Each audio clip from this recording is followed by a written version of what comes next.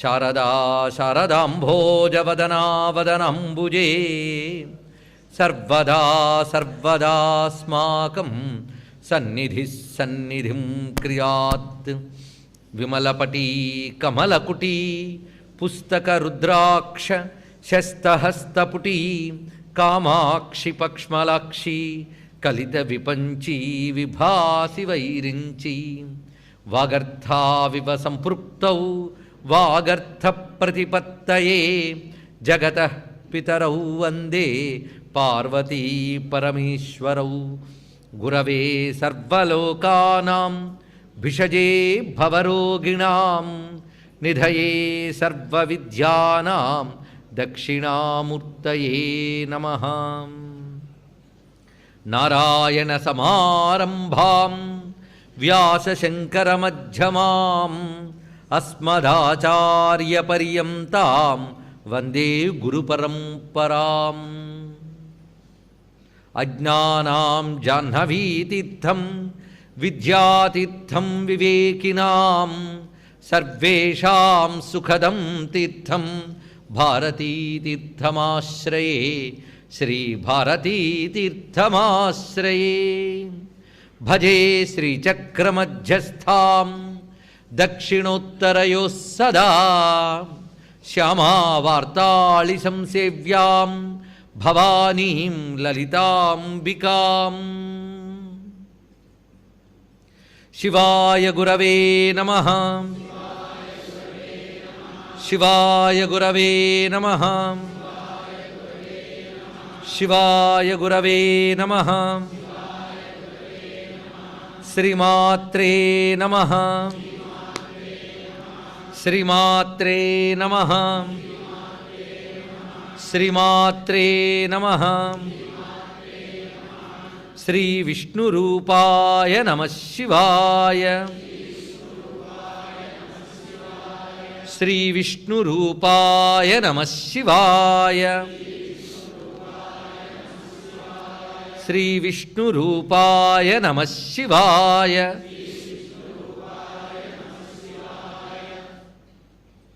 శ్రీమాతా శ్రీ మహారాజ్ఞీ శ్రీమత్సింహాసనేశ్వరీ. శ్రీమాతా శ్రీ మహారాజ్ఞీ శ్రీమత్సింహాసనేశ్వరీ. శ్రీమాతా శ్రీ మహారాజ్ఞీ శ్రీమత్సింహాసనేశ్వరీ. శ్రీ శారదాయై నమః. శ్రీ చంద్రమౌళీశ్వరాయ నమః. శ్రీమజ్జగద్గురవే నమః. శ్రీ లలితా పరమేశ్వరి యొక్క ఆదేశంతో వసిన్యాది వాగ్దేవతలు ఋషులుగా అనుగ్రహించిన దివ్య శాస్త్రం శ్రీ లలితా సహస్రనామ స్తోత్రం హయగ్రీవ స్వామి వారు అగస్త్యుల వారికి చెప్తున్నటువంటి బ్రహ్మ విద్య. నిన్నటి రోజున వజ్రేశ్వరి వామదేవి నుంచి అనుత్తమ వరకు ఉన్నటువంటి 74 నామాల గుత్తి ఇదంతా కూడాను యోగినీ దేవతలను ఏ విధంగా వివరిస్తున్నది, ఆరాధనా క్రమం ఇత్యాది విషయములు చెప్పుకుంటూ తర్వాత విమర్శ రూపిణీ విద్య యొక్క నామముల ప్రస్తావన జరుగుతూ ఆ విమర్శ రూపిణీ విద్యయే ఈ సర్వజగత్కారిణి గనక వియదాది జగత్ప్రసూహు. వియత్ అనగా ఆకాశం, ఆకాశం మొదలుకొని సమస్త సృష్టిని చెప్పడం జరుగుతున్నది. ఎందుకంటే వ్యక్తమైన సృష్టిలో ప్రథమ స్థితి ఆకాశమే, అక్కడి నుంచి మిగిలినవన్నీ కూడా. అందుకే వియత్ ఆది జగత్ప్రసూహు. తర్వాత నామములు సర్వవ్యాధి ప్రశమని సర్వమృత్యు నివారిణి. ఈ రెండు నామములు ఒక శ్లోకపాదంలో మనకు కనబడుతున్నాయి. ఈ రెండు నామములకు మంత్రత్వ విశేషం ఉన్నది. ఇదంతా కూడా విమర్శ రూపిణి అయినటువంటి తల్లిని ఉపాసించడం వల్ల వచ్చే ఫలితములు ఇక్కడ చెప్తున్నారు. సర్వవ్యాధి ప్రశమని సర్వమృత్యు నివారిణి ఒక మంత్రం ఇది. దీనితో అనుసంధానం చేసే లలితా సహస్రనామ పారాయణం చేయడం అనే ఒక ప్రక్రియ ఉన్నది. కామ్య ప్రయోగములు శాస్త్రాల్లో కొన్ని చెప్తుంటారు. అంటే ఒక్కొక్క కోరిక కోసం ఒక్కొక్క మంత్రరాశిని సంపుటితం చేయడం అనేది ఉంటుంది. మామూలుగా చదువుతూ ఉంటే ఫలితం తప్పకుండా ఉంటుంది, కానీ ఒకానొక కోరిక ఏదైనా ఉన్నప్పుడు దానిలోనే ఒక మంత్రం తీసుకుని మిగిలిన నామాలతో అనుసంధానం చేస్తూ సంపుటితం చేయాలి. ఉదాహరణకి చాలా ప్రసిద్ధిలో కామేశబద్ధ మాంగళ్య సూత్రశోభిత గంధర, దీన్ని సంపుటితం చేస్తే వివాహం కాని వారికి కూడా వివాహం జరుగుతుందని, ఐదవతనం గట్టిపడుతుందని చెప్తూ ఉంటారు. అలా ఇక్కడ సర్వవ్యాధి ప్రశమని సర్వమృత్యు నివారణి అనేటువంటిది రోగహరణము, ఆయుష్ను వృద్ధి చేయడం అనేటువంటి శక్తి కలిగిన నామములు ఈ రెండు నామముల్ని సంపుటితం చేస్తూ, ఎలాగో అంటే శ్రీమాత శ్రీ మహారాజ్ఞి శ్రీమత్ సింహాసనేశ్వరి, ఆ శ్లోకం మొత్తం చెప్పుకున్న చిదగ్నికుండ సంభూత దేవకార్య సముజ్జత. ఈ శ్లోకానికి మునుపు ఈ సర్వవ్యాధి ప్రశమని సర్వమృత్యు నివారణ అని శ్లోకం పూర్తవగానే మళ్ళీ ఈ వాక్యం అంటూ, అలా మొత్తం 182.5 శ్లోకపాదములకు అనడం ఒకటి, లేదా 365 పాదాలకు అనడం ఒకటి. 2 రకాల ప్రయోగాలు ఉన్నాయి. ఇవి చేసి ఎటువంటి వ్యాధి నుంచైనా బయటపడవచ్చు. అంత శక్తివంతమైన నామములు 2 కూడా. లేదా విడిగా ఉపాసన చేసే పద్ధతి. ఒక్కొక్క దానికి మొదటి రోజు నుంచి ఇప్పటి వరకు మనం లెక్క పెట్టుకుంటూ ఉంటే జపం చేసి ఫలితం పొందగలిగిన నామాలు ఎన్నెన్ని చెప్పుకున్నాము. ఏ నామానికి ఆ నామమే అటువంటిది. అంతేకాదు, అంతసేపు నామాన్ని అర్థరూపంగా వినడం, చెప్పడం, చేయడంతోనే ఆ నామ ఉపాసన ఫలం లభిస్తుంటుంది. అందుకే మండల దీక్షగా వింటున్న వాళ్ళందరికీ 1000 నామాలు ఫలిస్తాయి, అందులో సందేహం లేదు. అప్పుడప్పుడు వచ్చిన వారికి ఆ విన్న ఫలితం దానికి ఉంటుంది. ఎందుకంటే శ్రద్ధ ఉండాలి. అది ఉన్న వాళ్ళందరికీ సంపూర్ణమైన ఫలితం ఉంటుంది. అందులో ముఖ్యంగా నిన్నటి వరకు మనం చెప్పుకున్నవి ఒక అమోఘమైన నామముల వరస. ఇప్పుడు చెప్తున్న ఈ 2 నామములు విడిగా మంత్రంగా కూడా జపించుకోవచ్చు. దీని ఎలాగో అంటే శ్రీమాత్రే నమః అనే దాంతో సంపుటితం చేయాలి. ఎందుకంటే లలితా సహస్రనామాలకి నిజానికి మూలమంత్రం కింద చెప్పుకోవచ్చు శ్రీమాత్రే నమః అనే దాన్ని. అది శ్రీమాత్రే నమః సర్వవ్యాధి ప్రశమని సర్వమృత్యు నివారిణి శ్రీమాత్రే నమః. ఇలా వాక్యానికి 2 వైపులు పెట్టి జపం చేస్తే అదొక సిద్ధి. ఇలాగా శ్రీమాత్రే నమఃతోనే ఎన్నో సంపుటితం చేయొచ్చు. మనం మొదటి రోజు నుంచి చెప్పుకుంటున్న శ్రీమాత్రే నమః మహిమ ఇప్పటికి ఎంతమంది ఎంత కోటీశ్వరులు అయ్యారో వారికి తెలియాలి. అంటే నామం రాయడంలో శ్రీమాత్రే నమః రాస్తున్నారు కదా, శ్రద్ధగా రాస్తున్న వాళ్ళందరూ చివరి రోజున అమ్మవారి పట్టాభిషేకం దగ్గర సమర్పించుకుంటారు. ఈ సర్వవ్యాధి ప్రశమని సర్వమృత్యు నివారణలో ఉన్న భావాలు చూద్దాం. సర్వవ్యాధి ప్రశమని, ప్రశమనము, శమనము అంటే తొలగుట, తొలగించుట. ప్రశమనము అంటే సంపూర్తిగా తొలగించుట, ఇంకా అవశేషం కూడా మిగల్చకుండా సంపూర్ణముగా సర్వవ్యాధుల్ని అమ్మ తొలగిస్తున్నది. ఇందులో సందేహం లేదు. అందుకే లలితాశాస్త్ర ప్రయోగాల్లో కూడా అనేక విషయాలు చెప్తారు. భస్మాన్ని చేతిలో పట్టుకుని లలితా సహస్రనామం మొత్తం చదివ భస్మధారణ చేసిన ఆదివ్యాధులు నెమ్మదిస్తాయని ప్రయోగ విధిలో అక్కడ వసిన్యాది వాగ్దేవతలు తెలియజేస్తున్నారు మనకి మొత్తం సహస్రనామానికి. అది నామంతో సంపుటితం చేస్తే శక్తి చాలా విశేషంగా ఉంటుంది. సర్వవ్యాధులు అంటే అన్ని రకాల వ్యాధులు అని. వ్యాధులు ఎన్ని రకాలు ఇప్పుడు చెప్పమంటే అందరికీ భయం కూడా వేస్తుంది. అన్ని రకాల వ్యాధులు ఉన్నాయి. పైగా వ్యాధి అనేటప్పుడు శారీరక, మానసిక 2 రకాలైనటువంటి విషయములు ఉంటాయి. మనస్సులో ఉన్నటువంటి మానసిక దౌర్బల్యము, భయము ఇవన్నీ కూడా వ్యాధుల కిందనే నిర్ణయించారు. అదేవిధంగా శరీరానికి వచ్చే రకరకాల వ్యాధులు, వీటికి లెక్క లేవు. అలాంటి భయంకరమైన వ్యాధులన్నీ కూడా అమ్మ పాదాలను ఆశ్రయించడం చేత తొలగుతాయి. రోగానశేషానపహంతి సుష్టా హృష్టాతు కామాన్ సకలానభీష్టాన్ త్వామాశ్రితానాం న విపన్నరాణాం త్వామాశ్రితా హ్యాశ్రయతాం ప్రయాంతి అంటోంది సప్తశతి.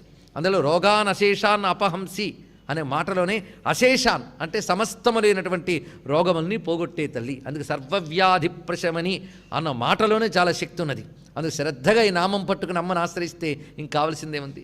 అయితే సర్వవ్యాధి ప్రశమని కొంతమేరకు అర్థం చేసుకోవచ్చు. అన్ని రకాల వ్యాధులు అంటే మరి సర్వమృత్యు నివారణ కొంచెం ఇబ్బందికరమైనటువంటి నామం. అన్ని రకాల మృత్యువులని నివారించినది. ఏంటి ఎన్ని రకాలు ఉన్నాయండి మృత్యువు? మనకు తెలిసి ఒకటే చావు. కానీ ఆ చావు వచ్చే వరకు చచ్చే చావుటి బతుకంతా కూడా. లోకంలో వ్యవహారం ఉంది, చచ్చే చావు అని ఒక వ్యవహారం, చచ్చామండి బాబు అని. ఇలాంటి వ్యవహారాలు చాలా చాలా. చచ్చామని మాటలు ఎందుకు కొందరికి మాటే రాదు. ఈ చచ్చామనే మాట అంటే లోకంలో రకరకాల చావులు ఉన్నాయన్నమాట. ఈ చావులు సర్వ మృత్యు అనే మాటలో ఉన్న విశేషాన్ని పరిశీలిస్తే ఇక్కడ మృత్యువులు 2 రకాలు. అపమృత్యువులు, కాలమృత్యువులు, లేదా అకాల మృత్యువు, కాలమృత్యువు అని. కాలమృత్యువు అంటే ప్రారబ్ధవశాత్తు శరీరం పండి రాలిపోయేది కాలమృత్యువు. అపమృత్యువులు అంటే ఈ మధ్యలో ప్రమాదవశాత్తు జరిగేటువంటి మృత్యువుల్ని అపమృత్యువులు అని అంటూ ఉంటారు. వీటిని కొన్ని రకాలైన సాధనలతో తొలగించుకోవచ్చు అపమృత్యువుల్ని. ఏ ప్రయోగం అంటే మణిమంత్ర ఔషధ ప్రయోగములు. కొందరు డాక్టర్లు అంటుంటారు ఒక్క అరగంట లేట్ చేస్తుంటే దక్కేవాడు కాదండి అని. అంటే అరగంట తర్వాత రావాల్సింది మృత్యువు. ఆ అరగంట లోపల వాడు అక్కడికి వెళ్ళాడు అంటే రక్షింపబడ్డాడు కదా. అంటే ఆ రక్షింపబడే యోగం ఉంది తప్పించుకోవడానికి, అది అపమృత్యువు అని.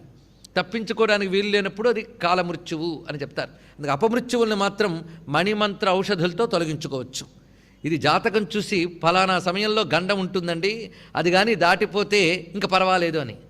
ఆ దాటడానికి కావలసిన ప్రయోగం ఏంటో మనం గురువుల ద్వారా తెలుసుకోవాల్సింది. ఒక్కొక్కప్పుడు అపమృత్యువులకు సూచనలు కూడా వస్తుంటాయి. స్వప్నాదుల ద్వారాను శకునముల ద్వారా రాబోయేటటువంటి మృత్యువుని తెలియజేస్తారు. అది శాస్త్రముల్లో ఉన్నాయి. ఏ స్వప్నం వస్తే ఎన్ని నెలల్లో వెళ్ళిపోతారనే కూడా శాస్త్రం ఉంది. ఇవి భయపెట్టడానికి కాదు, జాగ్రత్త పడడానికి. ఇటువైపు ఈ స్వప్నశాస్త్రం కానీ జ్యోతిష్ శాస్త్రం కానీ మన జాతక స్థితి బట్టి ఏం జరగబోతోందో చెప్తూనే పరిహారాలు కూడా చెప్తూ ఉంటారు. ఆ పరిహారాలు మనం చేసుకుంటాం.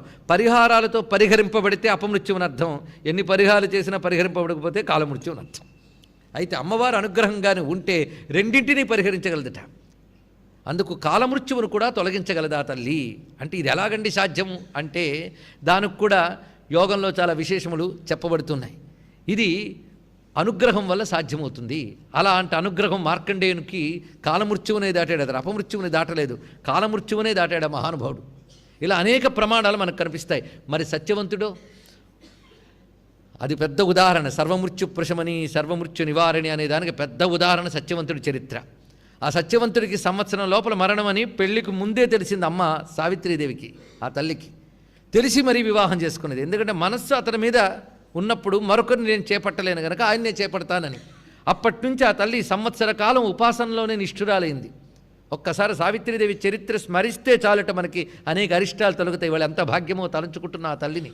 పైగా అమ్మవారి అంశతో పుట్టింది ఆవిడ. సావిత్రీదేవి గాయత్రి అంశతో అశ్వపతికి పుట్టినటువంటి తల్లి.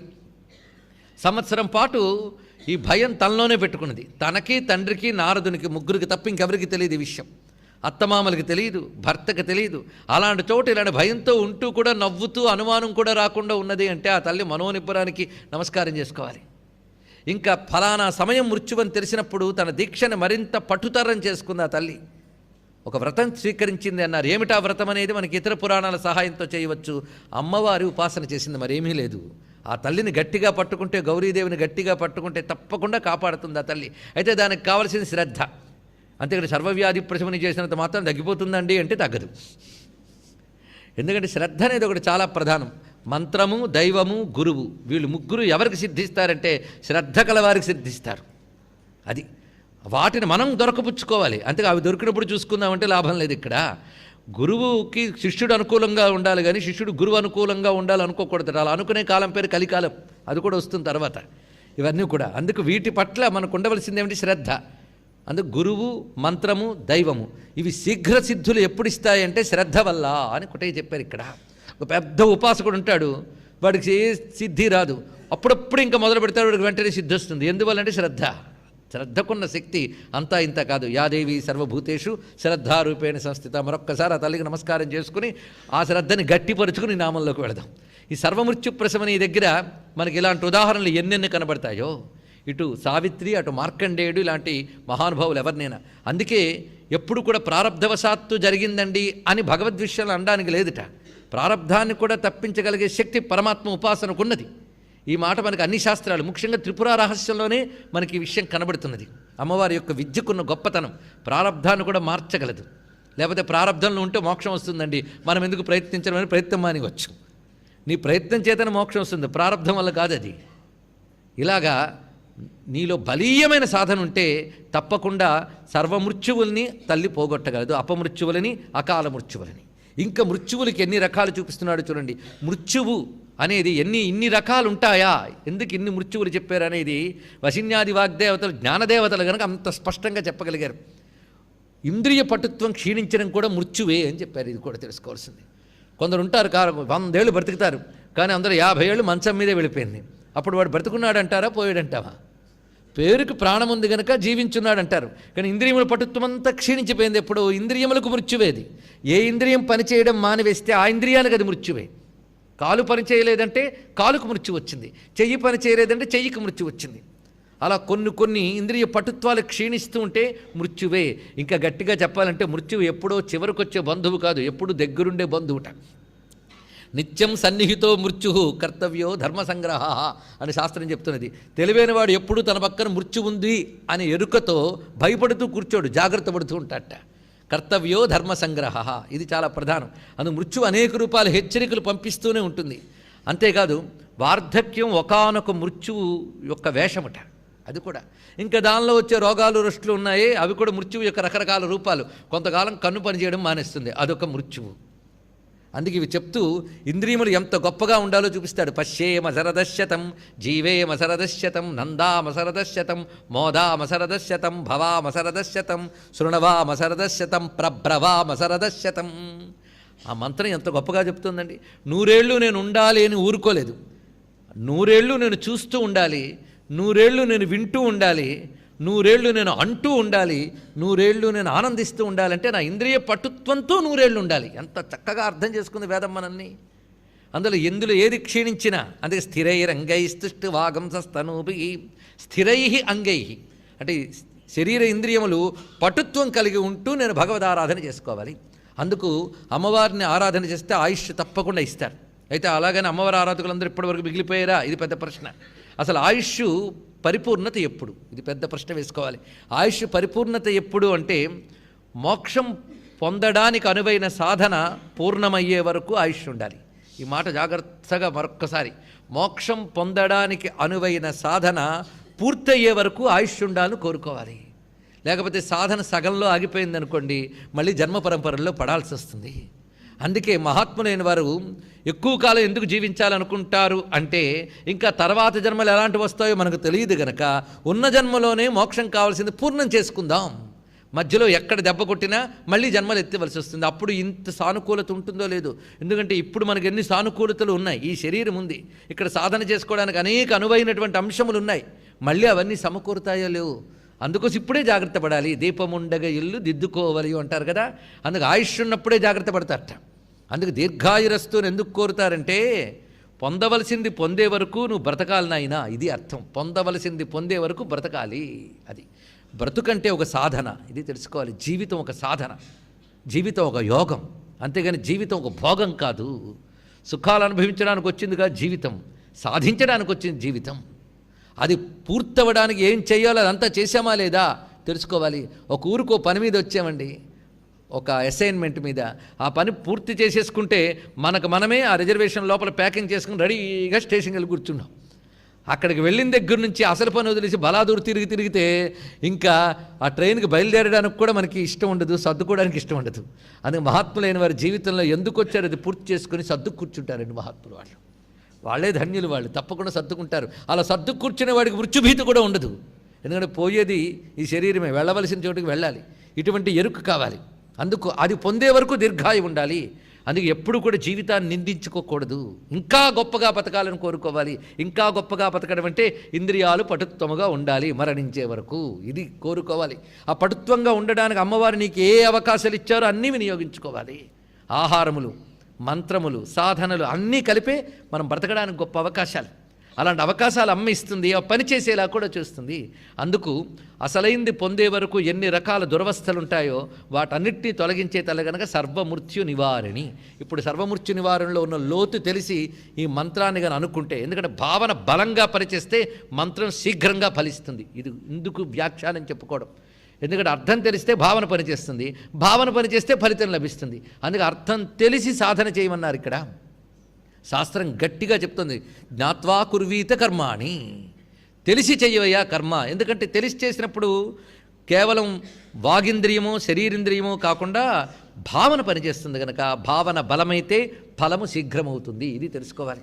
ఆ భావన బలపడడం కోసం ఒక్కొక్క దానికి ఇంత విస్తారంగా చెప్పుకున్నప్పుడు రేపు పొద్దున సర్వమృత్యు నివారణి అన్నప్పుడు ఈ భావాలన్నీ వస్తే వాడికి తప్పకుండా ఇంద్రియ పటుత్వం మొదలుకొని అన్నీ లభిస్తాయి. ఇది తెలుసుకోవాల్సినటువంటి ప్రధానమైన అంశం. ఇక్కడ సర్వమృత్యు నివారణలో పరమార్థార్థం చూడాలి. ఇంతవరకు చెప్పుకున్నాం. అసలు మృత్యు అంటే ఏమిటి? అసలు శాస్త్రం ఏం చెప్తోంది మృత్యువుకి డెఫినిషన్? అసలు శాస్త్రం అంటే ఉపనిషత్తు. ఉపనిషత్తు ఏం చెప్తుంది? ప్రమాదం వై మృత్యుమహం బ్రవీమి. మృత్యు అంటే ఏమరపాటే మృత్యువు అంది. ఏమరపాటు, ఏమరపాటు అంటే తన స్థితిలో తాను ఉండకపోవడమే ఏమరపాటు. అంతే. తన స్థితి ఏమిటి? నీ స్థితి ఆత్మ, సచ్చిదానందమైన ఆత్మవు నువ్వు. అది విడిచిపెట్టి మరణ లక్షణమైన శరీరాన్ని నేను అనుకోవడమే మృత్యువు. అది ఒకటే. ఈ మృత్యుదశ దాటిపోవాలి అంటే దేహతాదాత్మ్యం వదిలి ఈశ్వర తాదాత్మ్యం పొందగలగాలి. అందుకే దేహతాదాత్మ్యం వదిలి ఈశ్వర తాదాత్మ్యాన్ని పొందడమే మృత్యోర్ముక్షీయమామృతాత్. అందుకు ఇక్కడ ఆ మృత్యుంజయ మంత్రస్వరూపం వరుసగా వ్యాపించింది. నిన్న కూడా వచ్చింది ఈ స్వరూపం. ఇప్పుడు కూడా అదే వస్తున్నది మనకి ఈ భావన. అందుకు అసలు మృత్యువు ఏది అయ్యా అంటే అజ్ఞానమే మృత్యువు. సర్వమృత్యు నివారణి అంటే అజ్ఞానం వల్ల కలిగే రకరకాల బాధలు. అజ్ఞానం కలిగే బాధలు ఏంటో తెలుసా? మోహం, శోకం, భయం, ద్వంద్వస్థితి, ఇవన్నీ అజ్ఞానం నుంచి వచ్చే రకరకాల బాధలు. ఇవన్నీ సర్వమృత్యువులే. అందుకే ఈ సర్వమృత్యువులతో పాటు అజ్ఞానాన్ని సమూలంగా నాశనం చేసి అమృతత్వ స్థితి అయిన మోక్షమునిచ్చినది. శరీరం కలకాలం ఉండడం కాదు, నువ్వు మళ్ళీ పుట్టకుండా ఉండే స్థితి అమృతత్వం, అది మోక్షం. అది ఇవ్వగలిగేది అమ్మ. అందుకే సర్వమృత్యు నివారణి అన్నప్పుడు ఈ అర్థంతో భాష్యం పరిపూర్ణమవుతోంది మనకి. అందుకే సర్వవ్యాధి ప్రశమని. ఇప్పుడు వ్యాధికి మళ్ళీ అర్థం చూద్దాం. వ్యాధి అంటే మనం చెప్పుకునేటువంటి కన్ను నొప్పి, తలనొప్పి, కాళ్ళ నొప్పి, మనసు జబ్బులు ఇవన్నీ కాదుట. పెద్ద జబ్బు ఏంటంటే భవరోగం, సంసార రోగం. ఇది పెద్దది. మిగిలిన రోగాలన్నీ రోగాల్లో రోగాలట. ఒక పెద్ద రోగంలో చిన్న చిన్న రోగాలు ఉంటూ ఉంటాయి. దగ్గొచ్చింది, తలనొప్పి వచ్చిందంటే ఇదంతా ఒక్క రోగం యొక్క లక్షణం అంట. అలాగే మనం ఈ కొన్ని రోగాలకు ఉపశమనం పొందుతున్నాం, కానీ పెద్ద రోగం భవరోగం. ఎంత గొప్ప రోగం అంటే అది అలవాటైపోవడం వల్ల రోగం అని కూడా మనకు అనిపించట్లేదు. ఇది ఒకటి బాధ. కొందరికి ఆ రోగం వదిలించుకోవాలని కూడా ఉండదండి. ముందు రోగం అని అనిపించదు కూడా. ఇంకా గట్టిగా చెప్తే అబ్బో రోగం తీసేస్తాడో అని భయం కూడా. ఎందుకంటే 10 రోజులు దగ్గడం అలవాటయ్యాక 11వ రోజు అప్రయత్నంగా దగ్గు వస్తుందట, లేకపోతే తోచదు వాడికి. అలా మనకి రోగం ఎప్పటి నుంచి అలవాటైందంటే కొన్ని జన్మల నుంచి అలవాటైపోయిన రోగం ఇది. అది రోగమని గుర్తించడానికి ఏదో ఒక యోగం ఉండాలి. అప్పుడు గుర్తించుకుంటాం, అది నివారించుకోవడానికి తగిన ప్రయత్నాలు చేస్తాం. అందుకే సర్వవ్యాధి ప్రశమని అనగా సంసార రోగమును పోగొట్టున్నది. సర్వమృత్యు నివారిణి, సంసార రోగానికి మూలమైన అవిద్య అనబడే మృత్యువును నిరసించినది, తొలగించినది. ఈ సర్వ అంటే కంప్లీట్ అని అర్థం అన్నమాట. ఇప్పుడు సంపూర్ణమైన భాష్యం తెలుసుకున్నాం. అందుకే ఇది చాలా దివ్యమైనది. ఏ భావంతో దీన్ని జపిస్తే అది ఇస్తుందమ్మా. అందుకు సర్వవ్యాధి ప్రశమని, సర్వమృత్యు నివారిణి అని నమస్కారం చేసుకుని అగ్రగణ్యాచించ రూపా కలి కల్మషనాశిని. అగ్రగణ్య ఈ మాట చాలామంది వాడుకుంటూ ఉంటారు ఇప్పటికి కూడా. అగ్ర అంటే ముందు అని అర్థం, మొట్టమొదట. గణ్య అంటే లెక్కించదగినది అని అర్థంట. ఇది చాలా గొప్ప విశేషమైన భావం. లోకంలో కూడా మొట్టమొదట లెక్క పెట్టదగిన వాడిని అగ్రగణ్యుడు అని అంటాం. ఒక 10 మంది ఉంటే అందులో ఎవడు అన్నిటికంటే ది బెస్ట్ వాడిని మొట్టమొదటి లెక్కించాలి. ఇది అలాగే ఇప్పటి వరకు మనకు వియదాది జగత్ప్రసూహు చెప్పినప్పుడు వియత్ ఆది అంటే లోకంలో ఉన్న అనేకములు వచ్చాయి. ఎన్ని రకాల జీవులు ఉన్నారు వీళ్ళందరూ. దీనికి తోడు వియదాది అంటే తత్వములు, ఆకాశం మొదలుకున్నటువంటి పంచభూత తత్వములు, తన్మాత్రలు ఇత్యాది తత్వములన్నీ లెక్కించదగినవే. గణ్యంతే సంఖ్యాయంతే అని చెప్పారు ఇక్కడ. లెక్క కందేవి ఇవన్నీ కూడా. ఈ లెక్క కందే ప్రపంచమంతా ఎవరి నుంచి పుట్టారో ఆవిడ లెక్క కందదు. అసలు ఈ ప్రపంచం గురించి చెప్పాలంటే మొట్టమొదటి ఆవిడని చెప్పి తర్వాత ఈ ప్రపంచాన్ని చెప్పాలి. అందుకే విమర్శరూపిణి విద్య చెప్పి తర్వాత వీదాది జగత్ప్రసూహు చెప్పేవు నువ్వు. అందుకే వీదాది అంటే లెక్క కందింది. ఆకాశము మొదలు అనగానే తెలిసిన వాళ్ళు ఎన్నైనా చెప్పచ్చు. ఆకాశము, వాయువు, అగ్ని, నీరు, భూమి అని మొదలు పెడితే లెక్క కందుతున్నాయి ఇవన్నీ కూడా. ఈ లెక్క కందే ప్రపంచానికి అంతటికి ముందు ఎవరున్నారు? అమ్మవారు. ఆవిడికి మాత్రం లెక్కలేదండి.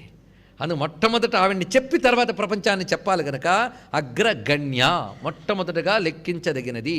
ఈ మాటలో విశేషం ఏంటంటే సర్వస్య జగతః మూలకారణత్వాత్. ఇదొక్కటి. సర్వ జగత్తుకి మూలకారణ శక్తి అని అర్థం అగ్రగణ్య. ముందు అది ఉంటేనే కదా తర్వాత అన్నీ వచ్చాయి. ఇది శృతిలో కూడా మనకి అహమస్య ప్రథమజాతాస్య పూర్వం దేవేభ్యో అమృతస్య నాభాయి అనే మంత్రంలో మనకి చెప్తున్నారు. ఇక్కడ మళ్ళీ భాష్యంగా అర్థం చెప్పేటప్పుడు స్వరంతో చెప్పక్కర్లేదు కనుక పదాలను ఇక్కడ మనం చెప్పుకుంటున్నాం. అహం అస్య, అమ్మవారు చెప్తున్న మాట ఇది. అహం నేను ఈ జగత్తుకి ప్రథమజా, మొట్టమొదట ఉన్నదానిని. ఈ సత్యములన్నిటికీ సత్యాన్ని, దేవతలకు కూడా అమృతమైన దానిని, అమృతమునకు మూలమైన దానిని. ఎన్ని విషయములు చెప్తున్నది. అమృతం అంటే మోక్షం, మోక్షమునకు మూలమైన దానిని. ఈ అమృతమైన నేను ఉంటేనే ప్రపంచం బ్రతికు ఉంది, నిలిచి ఉన్నది. అందుకే సర్వమృత్యు నివారణి తర్వాత అగ్రగణ్య చెప్పడంలో అమృతత్వం ఏంటో మనకి ప్రతిపాదన చేస్తున్నాడు. అంతేకాదు బ్రహ్మావా ఇదమగ్ర ఆసీత్, ఆత్మావా ఇదమగ్ర ఆసీత్, ఇలాంటి మంత్రములు శృతిలో మనకు కనబడుతున్నాయి. సృష్టికి పూర్వం ఉన్నది బ్రహ్మము అంటుంది ఒక ఉపనిషత్తు, సృష్టికి పూర్వం ఉన్నది ఆత్మ అంటుంది మరొక ఉపనిషత్తు. అంతేకాదు సైషా అని ఆ తల్లియే మొట్టమొదటి జగత్తుకి ఆరంభంలో ఉన్నది అంటుంది దేవి సూక్తం. ఇప్పుడు ఏది నిజం? బ్రహ్మము మొదటన్నది నిజమా? ఆత్మ మొదటున్నదనేది నిజమా? దేవి మొదటున్నది నిజమా? దేవి బ్రహ్మము ఆత్మ అంటే ఒక్కటే అన్నది నిజం. అది తెలుసుకోవాల్సింది. అందుకు ఆ తల్లి అగ్రగణ్యగా ఉన్నటువంటిది. అందుకు అగ్ర ఆసీత్ అనేటువంటి ఉపనిషద్వాక్యంలోంచి వచ్చింది ఈ శబ్దం. అచింత్య రూప. చిత్రం ఏంటంటే వియదాది దగ్గర నుంచి అన్ని చింతనకు అందుతాయి. ఆకాశం ఎలా ఉంటుంది అంటే మీరు అర్థమైందండి అంటారు. ఏమర్థమైంది? ఆకాశం ఎలా ఉంటుందండి ఏమైనా అర్థమైందా? నిజానికి అర్థమైపోయింది అంతే. ఏమిటి అర్థమైంది చెప్పగలం? ఆకాశం ఎలా ఉంటుందో, పోనీ వాయువు ఎలా ఉంటుందో చెప్పగలం. కనిపించకపోయినా తాకుతూ ఉంటుంది కనుక ఆకాశాన్ని ఏమేమి చెప్పగలమా? కానీ చెప్పగలం, ఎందుకంటే కొంత అనుభవం ఉంది మనకి. అన్నిటికీ అవకాశం ఇచ్చేదే ఆకాశం, అంతే. కనుక ఆకాశం ఉంది. ఆకాశం ఉంటే ఇవన్నీ ఉన్నాయి కనుక ఆకాశం ఉంది. అంతవరకు అర్థమైంది కదా. ఇవన్నీ చింత్యములే. ఆకాశానికి కూడా అది అయిన అగ్రస్థితిని చింతన చేయగలమా? మనం ఎలా ఉంటుందో చెప్పగలమా? ఆకాశమే చింతనకు అందట్లేదే. ఎందువల్ల? సూక్ష్మము వ్యాపకము కావడం వల్ల. అత్యంత సూక్ష్మమై సర్వవ్యాపకము గనక ఆకాశమే మనకు చింతనకు అందట్లేదు. అంతకంటే సూక్ష్మమై అంతకంటే వ్యాపకమైన తత్వం చింతనకు అందుతుందా? అందుకే అచింత్య రూప. అమ్మ ఇలా ఉంటుందని రూపించడానికి మన చింతనతో సాధ్యము కాదు. అచింత్య రూప. అందుకే చింతనకు అందని తల్లి. యతోవాచే నివర్తంతే అప్రాప్య మనసా సహా. మనం ఇదివరకు చెప్పుకున్న వ్యాఖ్యానాలతో ఇది చాలా సులభం. కలికల్మషనాశిని, ఇది చాలా కీలకమైనటువంటి నామాల్లో ఒకటి. నిజానికి కలిదోషాలు ఎక్కువైపోతున్నాయి అని భయం కలిగినప్పుడు ఎవరెవరు కలిదోషాలు ఉన్నారో వాళ్ళు తిట్టుకుని కూర్చునే కంటే ఈ నామం ఒక 108 మార్లు అనుకోవడం చాలా సంతోషం అండి, చాలా విశేషం. ఎందుకంటే ఆ ఉంటే ఉండని కానీ నాలోకి నా పైకి రాకుండా ఉంటే చాలు. కలిబుద్ధులు మనలోకి రాకూడదు. అయితే కలి అంటే ఏమిటి అనే దానికి పురాణాలన్నీ తిరగవేస్తే కొంతమంది చాలా అప్పుడప్పుడు భ్రాంతిలోకి లోనవుతుంటారు. కలికాలం అయిపోయింది, కొత్త యుగం వచ్చేసిందని. ఏమీ కాలేదు. అలా అనుకోవడం కూడా కలియుగ లక్షణమే. కలి కావలసినంత సుష్టుగా ఉన్నట్ట. కలిలో ఉండే గుణాలు ఏమిటో చెప్తున్నాడు. కలిలో ఒంటికాలతో ధర్మం ఉంటుందని చెప్పారు. ఈ ఒంటికాలనేది పెద్ద గోల. ఎందుకంటే ధర్మానికి 4 పాదములు: సత్యము, అహింస, శౌచము, అస్థేయము. కలిలో ఒక్కటే ఉంటుందంటే ఇందులో ఏది ఒకటా అని మనం వెతుకుతాం. ఒక్కటే ఉండదు ఇందులో. మరి ఏంటి ఒంటికాలు? అక్కడ ఒంటికాలకి ఇక్కడికి కొంచెం అర్థం తీసుకోవాలి. అంటే పాదములుగా విభజించితే ప్రతి యుగానికి 4 పాదములు ఉంటాయి. ఆ లెక్క వేరు. కలియుగంలో ఒంటికాలతో ధర్మం ఉంటుందన్నప్పుడు లెక్క వేరు. ఇక్కడ లెక్కకు అర్థం ఏంటంటే ఒక పరిపూర్ణతను చెప్పేటప్పుడు 4 పావులు చెప్తారు, 4 పాదములు. అందులో 30 భాగం అధర్మం ఉంటూ ఒక 25 భాగమే ధర్మం కనిపించే యుగం పేరు కలియుగం. ఇది అర్థం చేసుకోవాలి. అది మొదటి నుండి చివరి వరకు మొత్తం మీద. అంతేగాని ప్రథమ పాదం ధర్మం తర్వాత అధర్మం అనుకుంటే ఆ మాట అనడానికైనా మనకి ఇప్పుడు అవకాశం ఉందా? ఎందుకంటే మనం ఉన్నదం ప్రథమ పాదంలో. ఎంత కావలిస్తే అంత ఉంది. ఏది ఉంది దానికి అంత సందేహమా? అధర్మం. అది మాత్రం ఎలుగెత్తి చెప్పచ్చు, మిగిలిన వాటికి డౌట్ పడచ్చు. కానీ కావలసినంత ఉందా లేదా? మరి ఇలాంటి దానిలో ధర్మం లేదా? అక్కడక్కడ కనబడుతుంది. ధర్మం లేకపోతే 40 రోజుల్లో 2 రోజులైనా రావాలని ఎందుకు అనిపిస్తుంది మనకి? అందుకే అక్కడ ఉంది ధర్మం. అందుకు ఉన్నది ఎంత ఉంది? పావు భాగం ఉంది అనమాట మనకి. అందుకు కొంత ఉంది కదా. అలాగే ఉంటుంది కలియుగంలో. పావు భాగం ఉంటుంది. ఎక్కడ? యుగం మొత్తం కాదు, ప్రతి వ్యక్తిలో కూడా ధర్మం యొక్క పార్ట్ ఇంతే. ఇలాంటప్పుడు ఎలా తరిస్తారండి? చిత్రం ఏంటంటే పొందవలసిన వస్తువు చాలా గొప్పది, దానికి చేయాల్సిన కృషి చాలా ఎక్కువ. అంత కృషి చేయడానికి శక్తి తక్కువ. ఇప్పుడు మనం ఏదో వస్తువు కొనడానికి వెళ్ళాం, వస్తువు ధర 10 రూపాయలు అన్నాడు, మన దగ్గర 2 రూపాయలు ఉన్నాయి. ఏం చేస్తాం? వెంటనే వెనక్కి వచ్చేస్తాం. అంతకు తప్ప ఏమీ చేయలేం. అలా ఉంది మన పరిస్థితి. మోక్షమో లేదా సద్గతో అనే మహావస్తువు కొనుక్కోవాలి అంటే ఈ యుగంలో పూర్తి రూపాయి లేదు, పావలాకు దొరకదు. అది రూపాయి పెట్టాల్సిందే. రూపాయికి ఇప్పుడు ఏం చేస్తావు నువ్వు? అది ఆలోచించు. అక్కడ ఆవిడ ఉందిట, అమ్మ నా దగ్గర పావలా ఉందమ్మా అని దండం పెడితే నేను చూస్తాను రా అబ్బి అని చెప్పి 30 ఇవ్వకుండానే ఆవిడ ఇచ్చేస్తుంది. రండి ఫలితం. అది ఇక్కడ చెప్పడం. ఆవిడ ఉంది ఆ పక్కన, అది పట్టుకోవాలి. ఆవిడని పక్కన పెట్టుకోలేదనుకోండి మన పావలా చెల్లదు, మనకి ఏది రాదు. అందుకే కలియుగంలో చేయవలసింది ఏమిటి అంటే అమ్మ పాదాలను పట్టుకోవాలి. ఆవిడ బిగిలి 30 అది తెలుసుకోవాలి. అందుకు ఈ కలికల్మషములన్నీ పోగొట్టే తల్లి అది. ఎందుకంటే కలికల్మషం ఇసుమంతా ప్రవేశించినా మనం సద్గతికి దూరం అవుతాం. మోక్షం దాకా ఎందుకు? పుట్టగతులే ఉండవు అధర్మం వల్ల. కానీ తల్లి అనుగ్రహం ఉంటే కలికల్మషనాశిని. అసలు అమ్మవారి విద్య కలికాలంలో మరింత ప్రధానము అని చెప్తారు. చిత్రం ఏంటంటే ఇదే మాట విష్ణు పురాణంలో కనబడుతుంది. విష్ణువుని ఆశ్రయిస్తే కలికాలంలో ఏం పర్వాలేదని. ఇదే మాట శివపురాణంలో కనబడుతుంది. అచ్చంగా ఇదే మాట గణపతి పురాణంలో కనబడుతుంది. అలాంటి మాటే మరి స్కంద పురాణంలో కనబడుతుంది. ఎందుకు ఏది ఇంతకీ కరెక్ట్ మాట? అన్నీ కరెక్ట్ మాటే. ఇందులో ఎవరిని గట్టిగా పట్టుకొని నువ్వు తరించిపోతావు. ముఖ్యంగా అగస్త్యుల వారు ఈ కలియుగ ఆరంభ దశలో ఈ భూమినంతా సంచరిస్తూ చాలా బాధపడి ఎంత పాడైపోయింది ఈ కలియుగంలో అన్నట్ట. ఆయనకి తెలిసింది ఎంత పాడైందో. ఎందుకంటే ఒకప్పుడు బాగున్న కాలం చూసాడు కనుక ఇప్పుడు ఇది పాడైంది ఏమిటో అర్థమైంది ఆయనకి. ఆ కాలమే చూడని వాళ్ళకి ఇది పాడన్నా అర్థం కాదు. ఆయన మొత్తం చూశాడు. ఏమిటి మొత్తం ప్రతివాడికి ఇంద్రియాలను సుఖపెట్టడం, కడుపు నింపుకోవడమే పరమార్థమైపోయింది. వీళ్ళు ఎలా తరిస్తారని బాధ కలిగింది ఆయనకి. అసలు ఎలా తరిస్తామని బాధ వీళ్ళకి లేదు, ఆయనకున్నది. ఒక పిచ్చివాడు తను పిచ్చివాడు అనుకోడు, వాడు ఆనందంలో వాడేదో ఉంటాడు. నా కొడుకు పిచ్చాడైపోయాడే అనే బాధ తల్లికుంటుంది. ఆ పిచ్చివాడని వాడికి అసలు గుర్తింపే లేదు. అది అన్ని జబ్బుల కంటే భయంకరం పిచ్చి. ఎందుకంటే తలనొప్పి వచ్చినా తలనొప్పి వచ్చిందని వాడికి తెలుస్తుంది, పిచ్చివాడికి పిచ్చి వచ్చిందని కూడా తెలియదు. మహాప్రమాదకరి. అలాంటప్పుడు ఆ తల్లిదండ్రులకు ఎంత బాధ ఉంటుందో మహాత్ములైన ఋషులకు కూడా మన పట్ల అంతటి బాధ ఉంటుందండి. వీళ్ళు ఎలా తరిస్తారు, ఇలా తరిస్తారు. అందుకు ఆయన తిరిగి వచ్చి కాంచీపురం చేరుకుని అక్కడ అమ్మవారిని ఆశ్రయించి సాధన చేస్తూ ఉంటే మహానుభావుడు హయగ్రీవ స్వామి వారు కనబడి, ఏం బాధపడకు నాయన, ఎన్నో ప్రాయశ్చిత్తాలు చేసుకుంటే కానీ బయటపడలేని స్థితులు ఉన్నాయి కలియుగంలో. కానీ అమ్మవారి పాదాన్ని ధ్యానిస్తూ అమ్మ విద్యను గురువు ద్వారా పొంది ఎవరైతే కాసింతు ఉపాసన చేస్తారో వారి కలికల్మషాల నుంచి సులభంగా దాటగలరు అంటూ లలితా చరిత్రని, లలితా సహస్రనామాలని, లలితా విద్యని అనుగ్రహించారు హయగ్రీవ స్వామి వారు. దాన్ని బట్టి అక్కడ లక్ష్యమే కలికల్మష నాశిని. ఇదే మాట మనకు త్రిశతిలో కూడా అమ్మవారికి కనబడుతూ ఉన్నది, కలికల్మష నాశిని అని. అయితే కలి అంటే కాలలక్షణమే కాదు, దోషం. అది కలి అనేది ఒకానొక దోషము. ఏమిటా దోషమో చూపిస్తాడు ఇక్కడ. మనలో ధార్మిక బుద్ధి బాగా కొరబడితే అదే కలి. అంతేగాని కలియుగం అంటే చుట్టూ వెతకడం కాదు, లోపల వెతుక్కోవాలట. ఏ యుగంలోనైనా వ్యక్తిలో అధర్మం లోపిస్తే వాడికి అది కలే, ఇది తెలుసుకోవాల్సింది. వ్యక్తిలో ధర్మం లోపిస్తే వాడికి అది కలే, ఏ యుగంలోనైనా. అందుకే త్రేతాయుగంలో రావణాసురుల్లో కలిపి ప్రవేశించాడు, ద్వాపర యుగంలో దుర్యోధనాదుల్లో కలిపి ప్రవేశించాడు, కలియుగంలో అందరిలో ప్రవేశించాడు, అంతే. కానీ ఎక్కడో ఒక దగ్గర వాడు ఉంటూనే ఉంటాడు. ఆ మాటకు వస్తే ఏనాటి కృతయుగంలోనూ నలచక్రవర్తిలోకి ప్రవేశించాడా లేదా? వ్యక్తికి కూడా కలియుగ కృతయుగాలు ఉంటాయి. కలియుగంలో కూడా వ్యక్తికి కృతయుగం సాధ్యమే, వ్యక్తికి కృతయుగం సాధ్యమే. మొత్తం లోకం మారకపోయినా వాడు అమ్మవారిని ఆశ్రయించుతూ ధర్మబద్ధంగా జీవిస్తూ ఉంటే కృతయుగం సాధ్యమే. ఇప్పటికీ మనం మహాత్ముల్ని, జీవన్ముక్తుల్ని ఎడనెడా చూస్తున్నాం, వాళ్ళు కృతయుగమే వాళ్ళది. అది తెలుసుకోవాల్సింది. అందుకు అమ్మను ఆశ్రయిస్తే ఇంకా వాడికి కలికల్మషములన్నీ తొలగుతాయి. అంటే నువ్వు ఎన్ని కల్మషాలు చేసినా అమ్మ మోక్షం ఇచ్చేస్తుందని కాదు, కల్మష బుద్ధులు లేకుండా చేస్తుంది, బయట కల్మషముల ప్రభావం నీ మీద లేకుండా చేస్తుంది. కలికల్మష నాశిని అని. అయితే కలిలో దోషం ఏమిటి? ముందు ఈ పదాలకు అర్థాలు తెలియదు కదా, వాడేస్తున్నాం మనం. కృతం, త్రేత, ద్వాపర, కలి, ఇవి కదా.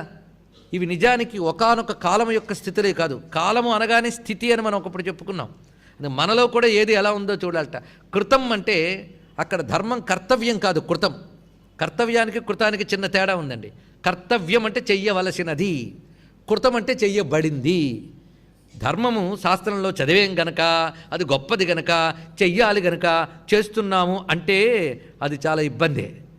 సహజంగా ధర్మాన్ని చేసేయడం ఉన్నదే, అలాంటి లక్షణం కల యుగం పేరు కృతయుగం. రామచంద్రమూర్తి సత్యం వద ధర్మం చద అని గురువు దగ్గర నేర్చుకుని చెప్పలేదు ఆయన. ఆయనకి సత్యం కర్తవ్యం కాదు, కృతం. అత్యంత సహజంగా ధర్మం చేసేస్తున్నాడు ఆయన. అందుకు మహాత్ములకి ధర్మం కృతం. ఆ యుగంలో అందరికీ ధర్మం కృతమే, కర్తవ్యం కాదు, వాళ్ళు చేసేస్తారు. కర్తవ్యం అంటే చేయవలసింది, ఇంకా పోస్ట్ పోన్మెంట్ ఉంది అందులో. కృతం అంటే చేయబడుతోంది, అందుకే అది భవ్యమైనటువంటి అర్థం. ఇక త్రేత అంటే ఆ ధర్మము త్రేతాయుగంలో 3 పాదములు ఉంటుంది, అందుకు త్రేత. ద్వాపర అంటే సగం అధర్మం సగం ధర్మం గనక దాని ద్వాపర. ఇక కలి, ఇది కొంచెం మళ్ళీ కష్టమే. కృతం కలి రెండు తెలుసుకుంటే త్రేతా ద్వాపర పర్వాలేదండి. అద్వా త్రేత శబ్దములు బట్టి 2, 3 అర్థం తెలిసిపోతుంది. కలి ఇక్కడికి వచ్చింది. కలి శబ్దానికి నిర్వచనం ఏంటంటే కల్యంతే కలహం కుర్వంత్యస్మిన్నితి కలిహి అన్నాడు ఇక్కడ. కల్యంతే అంటే కొట్టుకునే కాలము, దెబ్బలాడుకునే కాలం పేరు కలికాలము. ఇప్పుడు కలికాలం పోయిందో లేదో మీరే చెప్పగలరు. కలిసి ఉండడానికి కారణాలు ఉంటాయట, విడిపోవడానికి కారణాలు ఉంటాయట. విడిపోవడానికి కారణాలు వెతికే కాలం పేరు కలికాలం. ప్రధానికి విడిపోవడానికి ఎన్ని కారణాలు ఉన్నాయో మొత్తం చూపిస్తూ ఉంటారట, దాని పేరు కలికాలం. అది అంత ఉందో ఇప్పుడు చెప్పక్కర్లేదు, ప్రస్తుతం అది మంచి హై లెవెల్లో ఉంది కదా. మొత్తానికి కలిసి బతకనివ్వనివాడు కలి. ఇది ఇంకా తెలుసుకుంటే బాగుంటుంది. కలిసి బతకనివ్వడు. అందుకే చక్కగా నలదమయంతులు కలిసి బతుకుదామనుకుంటే వాడు బుద్ధుల్లో దూరి చెరో దిక్కు పంపించాడు. ఎంత ప్రేమ ఉన్నప్పటికీ కూడా ఎంత గొప్ప చరిత్ర అండి అది ఇక్కడ మనకి. అందుకే వాడు లోపల దూరాడా, ఎవరిని కలిసి ఉండనివ్వడు. తల్లిదండ్రుల్ని పిల్లల్ని కలిసి బతకనివ్వడు.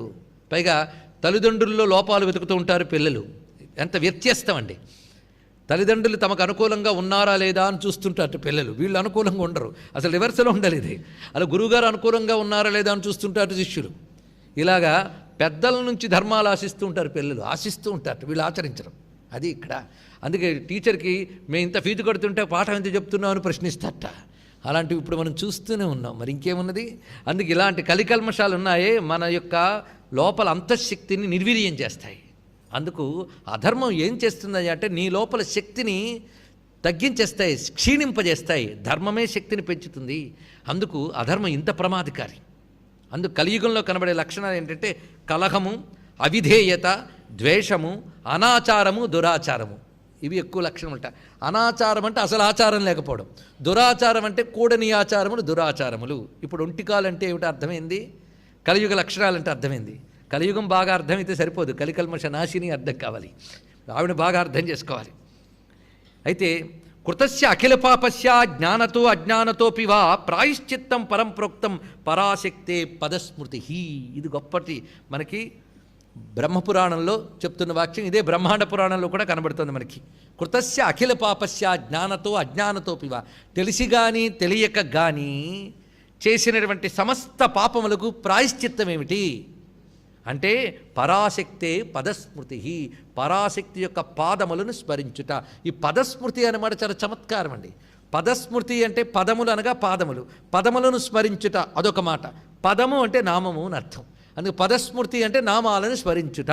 పరాశక్తే పదస్మృతి అంటే పరాశక్తి యొక్క నామాలను స్మరిస్తే చాలు, ఇదొక భావం. పరాశక్తి పాదాలను స్మరిస్తే చాలు, ఇది ఇంకొక భావం. ఇప్పుడు మనకి ఇందులో ఏ భావం గ్రాహ్యం? రెండూ గ్రాహ్యమే. ఆ పదములు రెండూ కావాలి. నామరూపములు చరణ రూపములు అయినటువంటి ఆ పదముల యొక్క స్మరణయే చాలు, అంత గొప్పది. అందుకే తవ ప్రతిజ్ఞా మద్భక్త ననశ్యంతిత్యపి క్వచిత్. అది అమ్మ ప్రతిజ్ఞ పట్టిందిట, నా భక్తుడు ఎప్పుడు చెడిపోడు అని. ఇంకా చాలదు మనకది. అందుకు ఆ మాట చాలు మనకి. ఆ కారణం చేతనే ఎన్ని చేసినా చివరికి జగదంబేతి చొచ్చరిత్, జగదంబా అంటే చాలట, వెంటనే ఆ చేసిన దానిలో జ్ఞాతాజ్ఞాతంగా ఉన్న దోషములన్నీ తొలగిస్తుందమ్మా. ఇది జగదంబా నామానుకున్న మహిమ. ఇలా ప్రతి నామానికి కూడా వివరిస్తున్నారు. అందుకే పరాశక్తి యొక్క పదస్మృతి అంత గొప్పది. ఏ విధంగా పాపం పోగొడుతుందో ఒక ఉదాహరణతో కూర్మ పురాణం మనకు చెప్తున్నది. శమం యాతి జలం వన్నే స్తమసో భాస్కరోదయ సాంచై కలేహే అఘోఘస్య దేవీ నామానుకీర్తనం. ఇది కూర్మ పురాణంలో చెప్తున్నటువంటి వాక్యం. కలేహి అఘోఘస్య అంటే కలికాలంలో ఉన్న పాపాల దొంతరల్ని పోగొట్టడానికి దేవీనామానుకీర్తనం, దేవీనామ అనుకీర్తనం. ఎప్పుడు అమ్మవారి నామముల్ని కీర్తన చేస్తూ ఉంటే కలిదోషములు పోగొడుతుంటారు. ఎలాగో అంటే శమం యాతి జలం వన్నే స్తమసో భాస్కరోదయ. అగ్నిని నీరు ఎలా ఆర్పివేస్తుందో, చీకటిని సూర్యుడు ఎలా తొలగిస్తాడో, పాపాలను అమ్మవారు అలా తొలగిస్తారు అని చక్కటి వ్యాఖ్యానాన్ని ఇచ్చినది కూర్మ పురాణం. చక్కగా దీని గురించి చెప్తూ నారాయణదాస్ గారు అంటున్నారు, తన అడియని తప్పిదముగాచు వెల్పు, తన అడియని తప్పిదముగాచు వెల్పు. నారాయణదాస్ గారిది విన్న వాళ్ళకి మళ్ళీ అడియని చెప్పక్కర్లేదు కదా. అడియడు అంటే ఎవరు? భక్తుడు.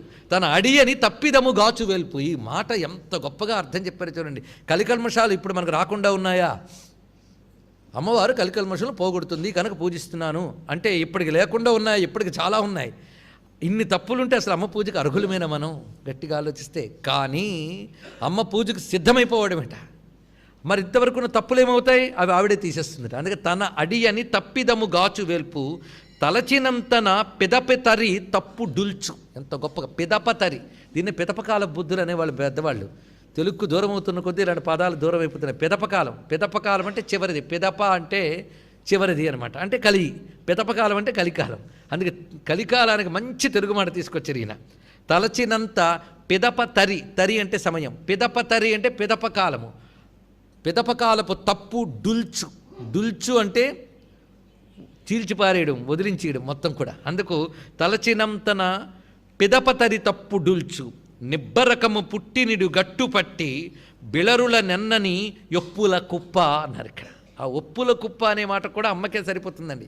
మనకి చిన్నప్పటి నుంచి తెలుగు గుర్తుంటే ఒప్పుల కుప్ప ఒయారి భామ వింటాం. ఒప్పుల కుప్ప అంటే ఏంటి? ఒప్పు అంటే మంచి, ఒప్పుల కుప్ప అంటే మంచి యొక్క రాశి. అది ఒప్పుల కుప్ప తల్లి, తప్పుల కుప్పలు మనం. కనుక ఈ తప్పుల కుప్పలు తీసేసే ఒప్పుల కుప్ప ఆ తల్లి. తప్పుల కుప్ప కలికల్మషము, నాశిని ఒప్పుల కుప్ప. అంత చక్కటి పదం వేశాడు. బిళరులనన్నని ఒప్పుల కుప్ప. అదే ఆ తల్లి యొక్క గొప్పతనాన్ని ఇంత చక్కగా చూపించారు. అందుకే ఈ కలిదోషనాశిని అనేది శ్రీ విద్య యొక్క ప్రత్యేకత. ఆ తల్లి కానీ ఉంటే ఎటువంటి కలికల్మషమైన పోగొడుతుంది. దీనికి ఒక ఉదాహరణగా బ్రహ్మాండ పురాణంలో గొప్ప విషయం చెప్తాడు. దోషములు అన్నము వల్ల, సంక్రమణం వల్ల, అంటే ఒకరితో ఒకరు సాంగత్యం వల్ల, ఇత్యాదుల వల్ల ఏర్పడతాయట. అందుకు వీలైనంత వరకు అన్నం ఆచారవంతమైన అన్నమే తినాలి. కానీ మనం ఎంత ఆచారవంతంగా తింటున్నా తెలుసో తెలియకో ఏవైనా దోషాలు జరుగుతూ ఉంటాయట.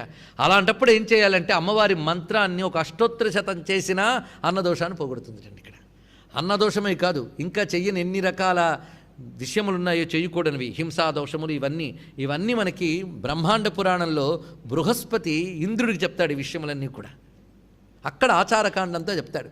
ఈ ఆచారకాండ ఉదాహరణకి మద్యపాన దోషములు, ఇవన్నీ భయంకరమైనవి. ఇలాంటి పాపాలు ఎంత నిష్కృతి లేని పాపాలో చెప్తారు అక్కడ. చెప్తూ అయ్యా అలాంటి నిష్కృతి లేని పాపాలు చేసేసేనే తరించేది ఎలాగా అని బాధపడితే అప్పుడు అమ్మవారి విద్యను ఆశ్రయించాలి అని చెప్పాడు. అంతేగాని అమ్మవారి విద్యలో ఉన్నాం కనుక ఎన్ని పాపాలైనా చేయొచ్చని కాదు. ఇక్కడ చేసినవి తొలగించగలదు.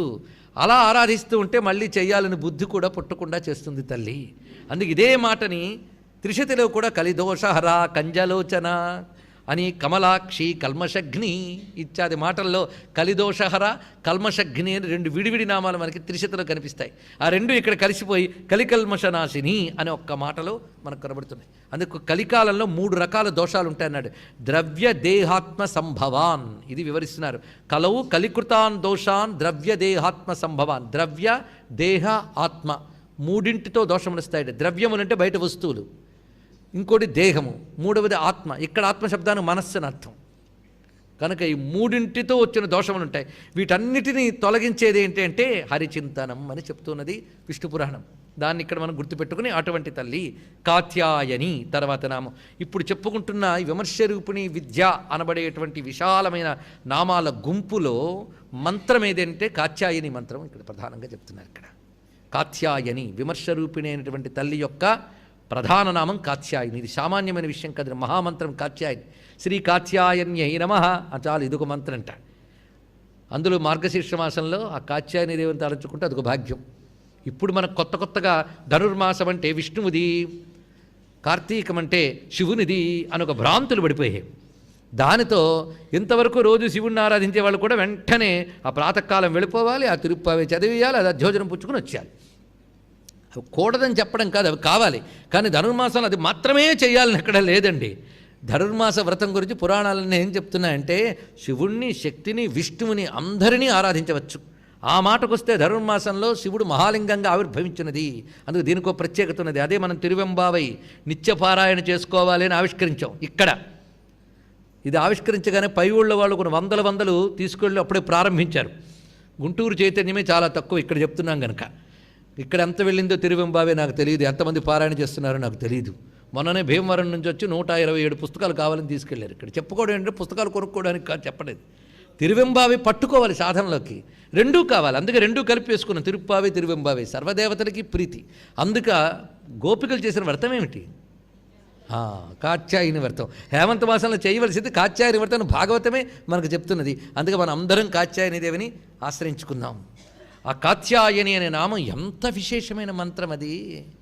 ఆ కాత్యాయనితో ప్రారంభమయ్యేటువంటి కాత్యాయని కాలహంత్రి కమలాక్ష నిషేవిత ఈ వాక్యం ఒక మంత్రం. ఇది ఇందులో ప్రధాన మంత్రం కాత్యాయని. కాత్యాయని ఉపాసనా ఫలం చూపిస్తున్నాడు. ఇది కాలహంత్రి. రెండిటికి ఎంత అనుబంధం ఉన్నదో చూడండి. ఇక్కడ నిజానికి వాళ్ళ ప్రారంభం నుంచి మనం మృత్యుంజయ మంత్ర విశేషాల్లో ప్రవేశించాం. శ్రీ విద్యలో అమ్మవారి యొక్క ప్రధాన మంత్రంలో కాలసంకర్షణీయ మంత్రం ఒకటి ఉన్నది.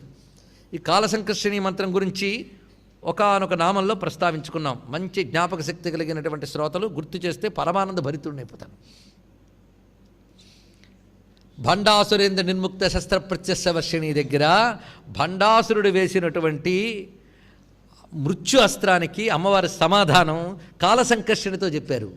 ఆయుర్నాశనాస్త్రము అనే దాన్ని వేసేట వాడు. ఆయుర్నాశనాస్త్రానికి అమ్మవారు ఇచ్చిన ప్రత్యస్త్రం ఏది? కాలసంకర్షణి. ఆ కాలసంకర్షణి మంత్రము వైదికమైన మంత్రము. అది శ్రీ విద్యోపాసకులకు తెలుసు. మరి మనకు శ్రీ విద్య లేదు కదా, కాలసంకర్షణి మంత్రం ఏది అంటే కాత్యాయిని కాలహంత్రి కమలాక్షని సేవిత, అది మంత్రం అక్కడ తెలుసుకోవాల్సింది. అందుకే కాలహంత్రి అనే దానిలో కాల సంకర్షణ అనే దాన్ని దాచిపెట్టారు. అది వశిన్యాది వాగ్దేవత దయ ఎంత చూడండి. నామాలు అందరూ చదువుకోవచ్చు కనుక నామాల్లో మంత్ర విశేషాలను ఇంత చూపించారు. ఆ కాలహంత్రి శక్తి ఎవరు? కాత్యాయిని. అందుకే కాత్యాయిని నామ వివేచనమే పెద్ద ఉపాసన. ఆ నామానికి ఎన్ని అర్థాలు ఉన్నాయో అన్నీ మనం భావన చేసుకున్నాం. కాత్యాయని అనే పేరుకి ఒక ప్రధానమైన కథాపరమైన అర్థం ఏంటంటే, కతుడు అని ఒక ముని ఉండేవాడు, ఆయనకి కతముడు అని పేరు కూడా ఉన్నది. ఈ కతముడు అనేటువంటి ముని అమ్మవారు తనకు పుత్రిక అయితే బాగుండు అనుకున్నట్ట. ఆ అనుగ్రహం ఇవ్వదలుచుకున్నట్ట పరమేశ్వరుడు. ఆ ఇవ్వదలుచుకుని ఒకానొకప్పుడు అమ్మవారు శివుడు కైలాసంలో ఉండగా వెనక నుంచి కళ్ళు మూసేట సరదాగా. కళ్ళు మూయగానే మొత్తం లోకాలు చీకట్లు అయిపోయాట. వెంటనే కళ్ళు తెరిచింది. క్షణకాలమే మూసింది కానీ అక్కడ క్షణం ఇక్కడ కొన్ని యుగాలు అయిపోయింది. మొత్తం ప్రళయావస్థ. మళ్ళీ కళ్ళు తెరిచింది. ఏమిటి ఇలా జరిగిపోయింది అంది అమ్మవారు. ఏం చేస్తాం, నువ్వు నాతో సరసమాడితే ఇదే ప్రమాదం అన్నాడు. ఇక్కడ నా కళ్ళు ఎప్పుడు ముయ్యకుండా చూస్తున్నాను, అవి సూర్యచంద్రాగ్ని నేత్రములు. ఆ మూడు మూసేయగానే జగత్తుకు ప్రళయం ఏర్పడింది. మొత్తానికి స్థితిలో ఉండవలసిన జగత్తుకు అకాల ప్రళయం ఏర్పడింది కనుక తద్దోష పరిహారార్థం నువ్వు ప్రాయశ్చిత్తం చేసుకోవాలన్నట్టండి. అమ్మవారికి ప్రాయశ్చిత్తమా? అలా మనం అనకూడదు. ఒక శాస్త్రం చెప్పినప్పుడు వాళ్ళకి పాపం లేకపోయినా అనుసరిస్తారు, దానివల్ల లోకానికి ఒక కళ్యాణం చేస్తారు. ఇది తెలుసుకోవాల్సింది. వాళ్ళకి ప్రాయశ్చిత్తం అక్కర్లే. ఇప్పుడు రామచంద్రమూర్తికి తిరిగి రాముణ్ణి ప్రతిష్ఠ చేసి పాపం పోగొట్టుకోవాల్సిన అవసరం ఆయనకి లేదు.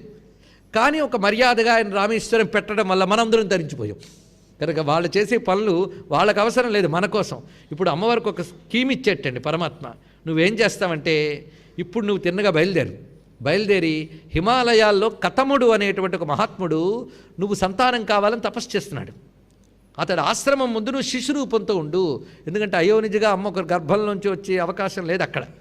అతడు ఆశ్రమం ముందు నువ్వు శిశురూపంతో ఉండు. అతడు తన తపశక్తితో పోల్చుకుంటాడు, అమ్మవారు నాకు లభించారు అని. అతడి ముచ్చట తీర ఎప్పుడైనా చిన్న పిల్లల్ని పెంచడం అనే ముచ్చట 8 ఏళ్ల వరకేనండి. తర్వాత వాళ్ళు ఎదిగిపోతూ ఉంటూ కొద్దీ ఆ ముచ్చట పోతుంది కనుక ఆ ముచ్చట తీర 8 ఏళ్ళు అతడి దగ్గర ఉండి నువ్వు 8వ ఏడు నీకు రాగానే ఆయనకు మోక్షం ఇవ్వు. ఆ మోక్షం ఇచ్చి అక్కడ అతడి అంతవరకు వినియోగించుకుంటున్నటువంటి జపమాల, ఆసనము, వ్యాసపీఠము, కమండలము, దీపపు సమ్మెలు, అతడు నివేదన చేసేటటువంటి వేయించిన మొలక పెసలు, ఇవన్నీ పట్టుకుని బయలుదేరు. అప్పుడు నువ్వు వెళ్ళే సమయానికి కాశీలో కరువు ఉంటుంది.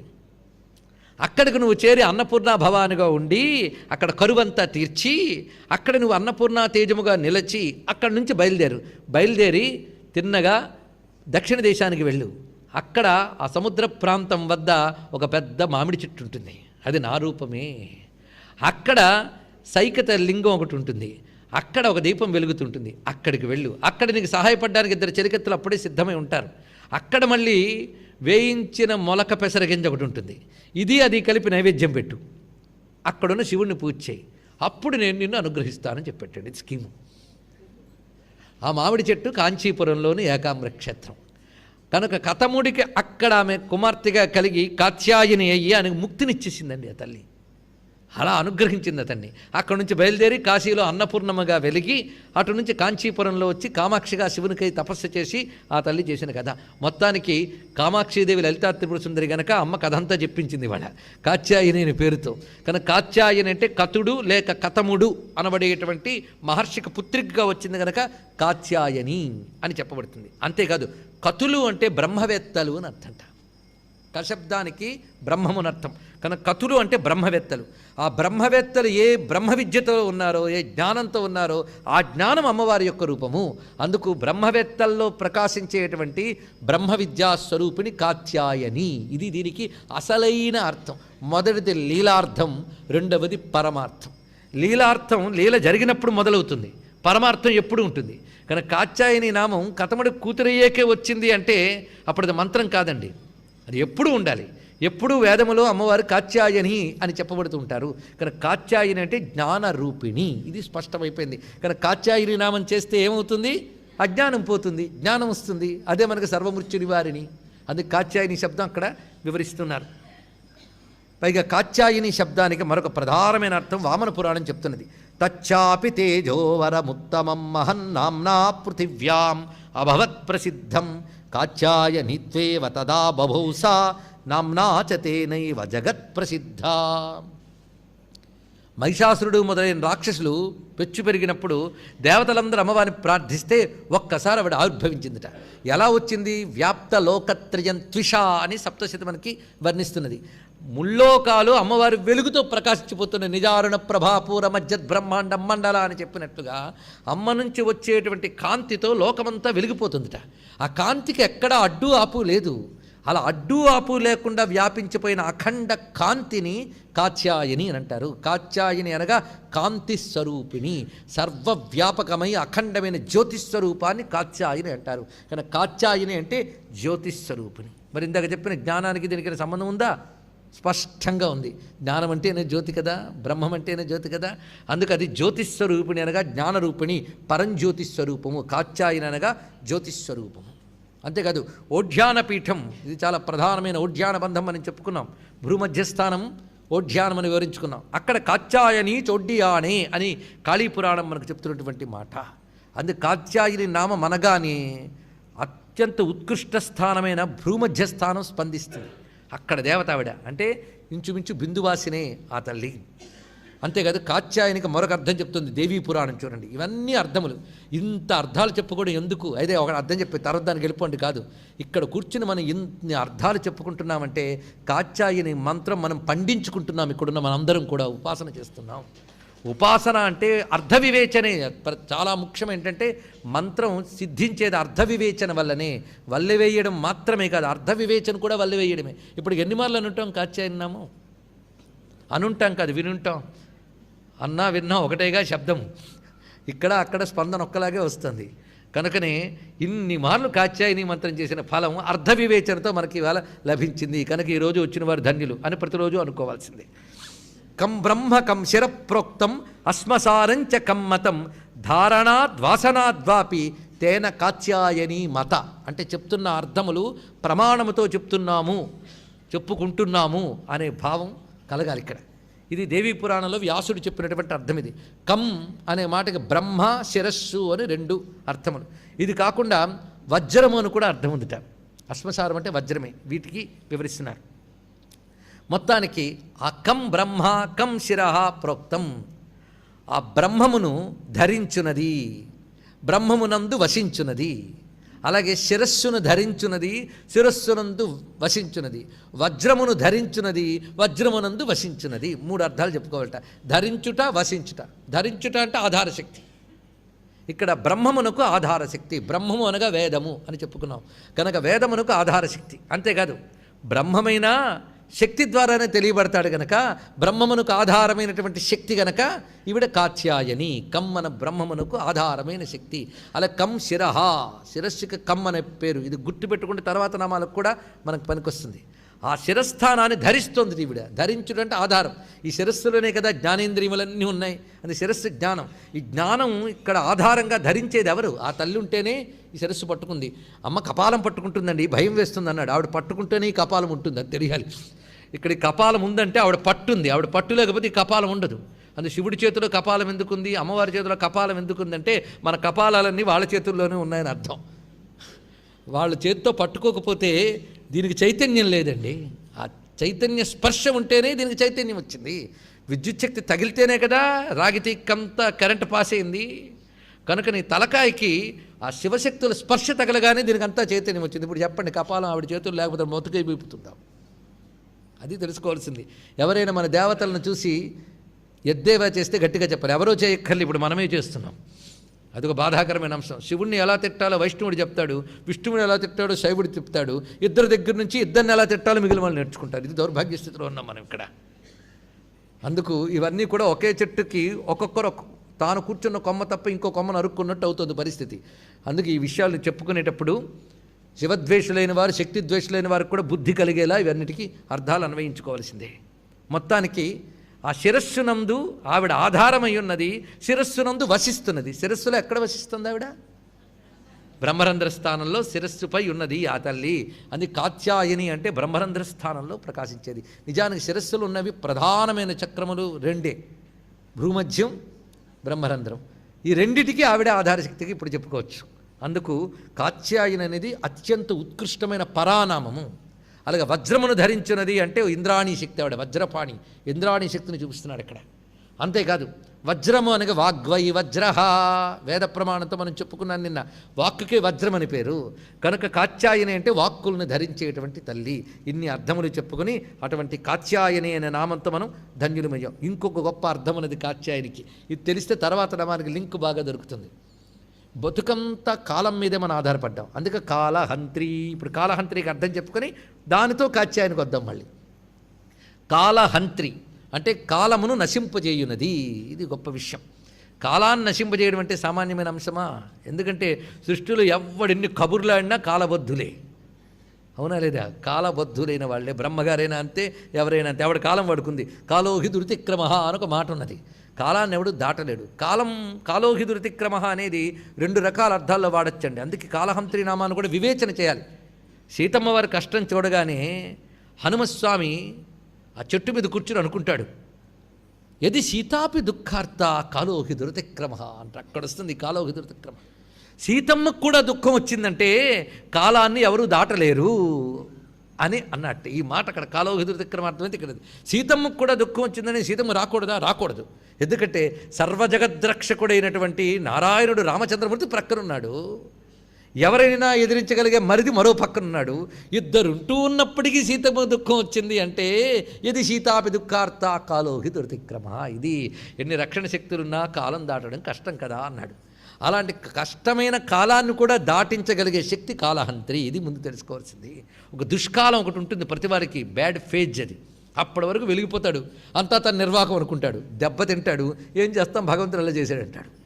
అంతకుముందు తన నిర్వాహకం, ఇప్పుడేమో భగవంతుడు అలా చేసేట. కానీ ఇప్పుడు కూడా భగవంతుడే, కాలమే.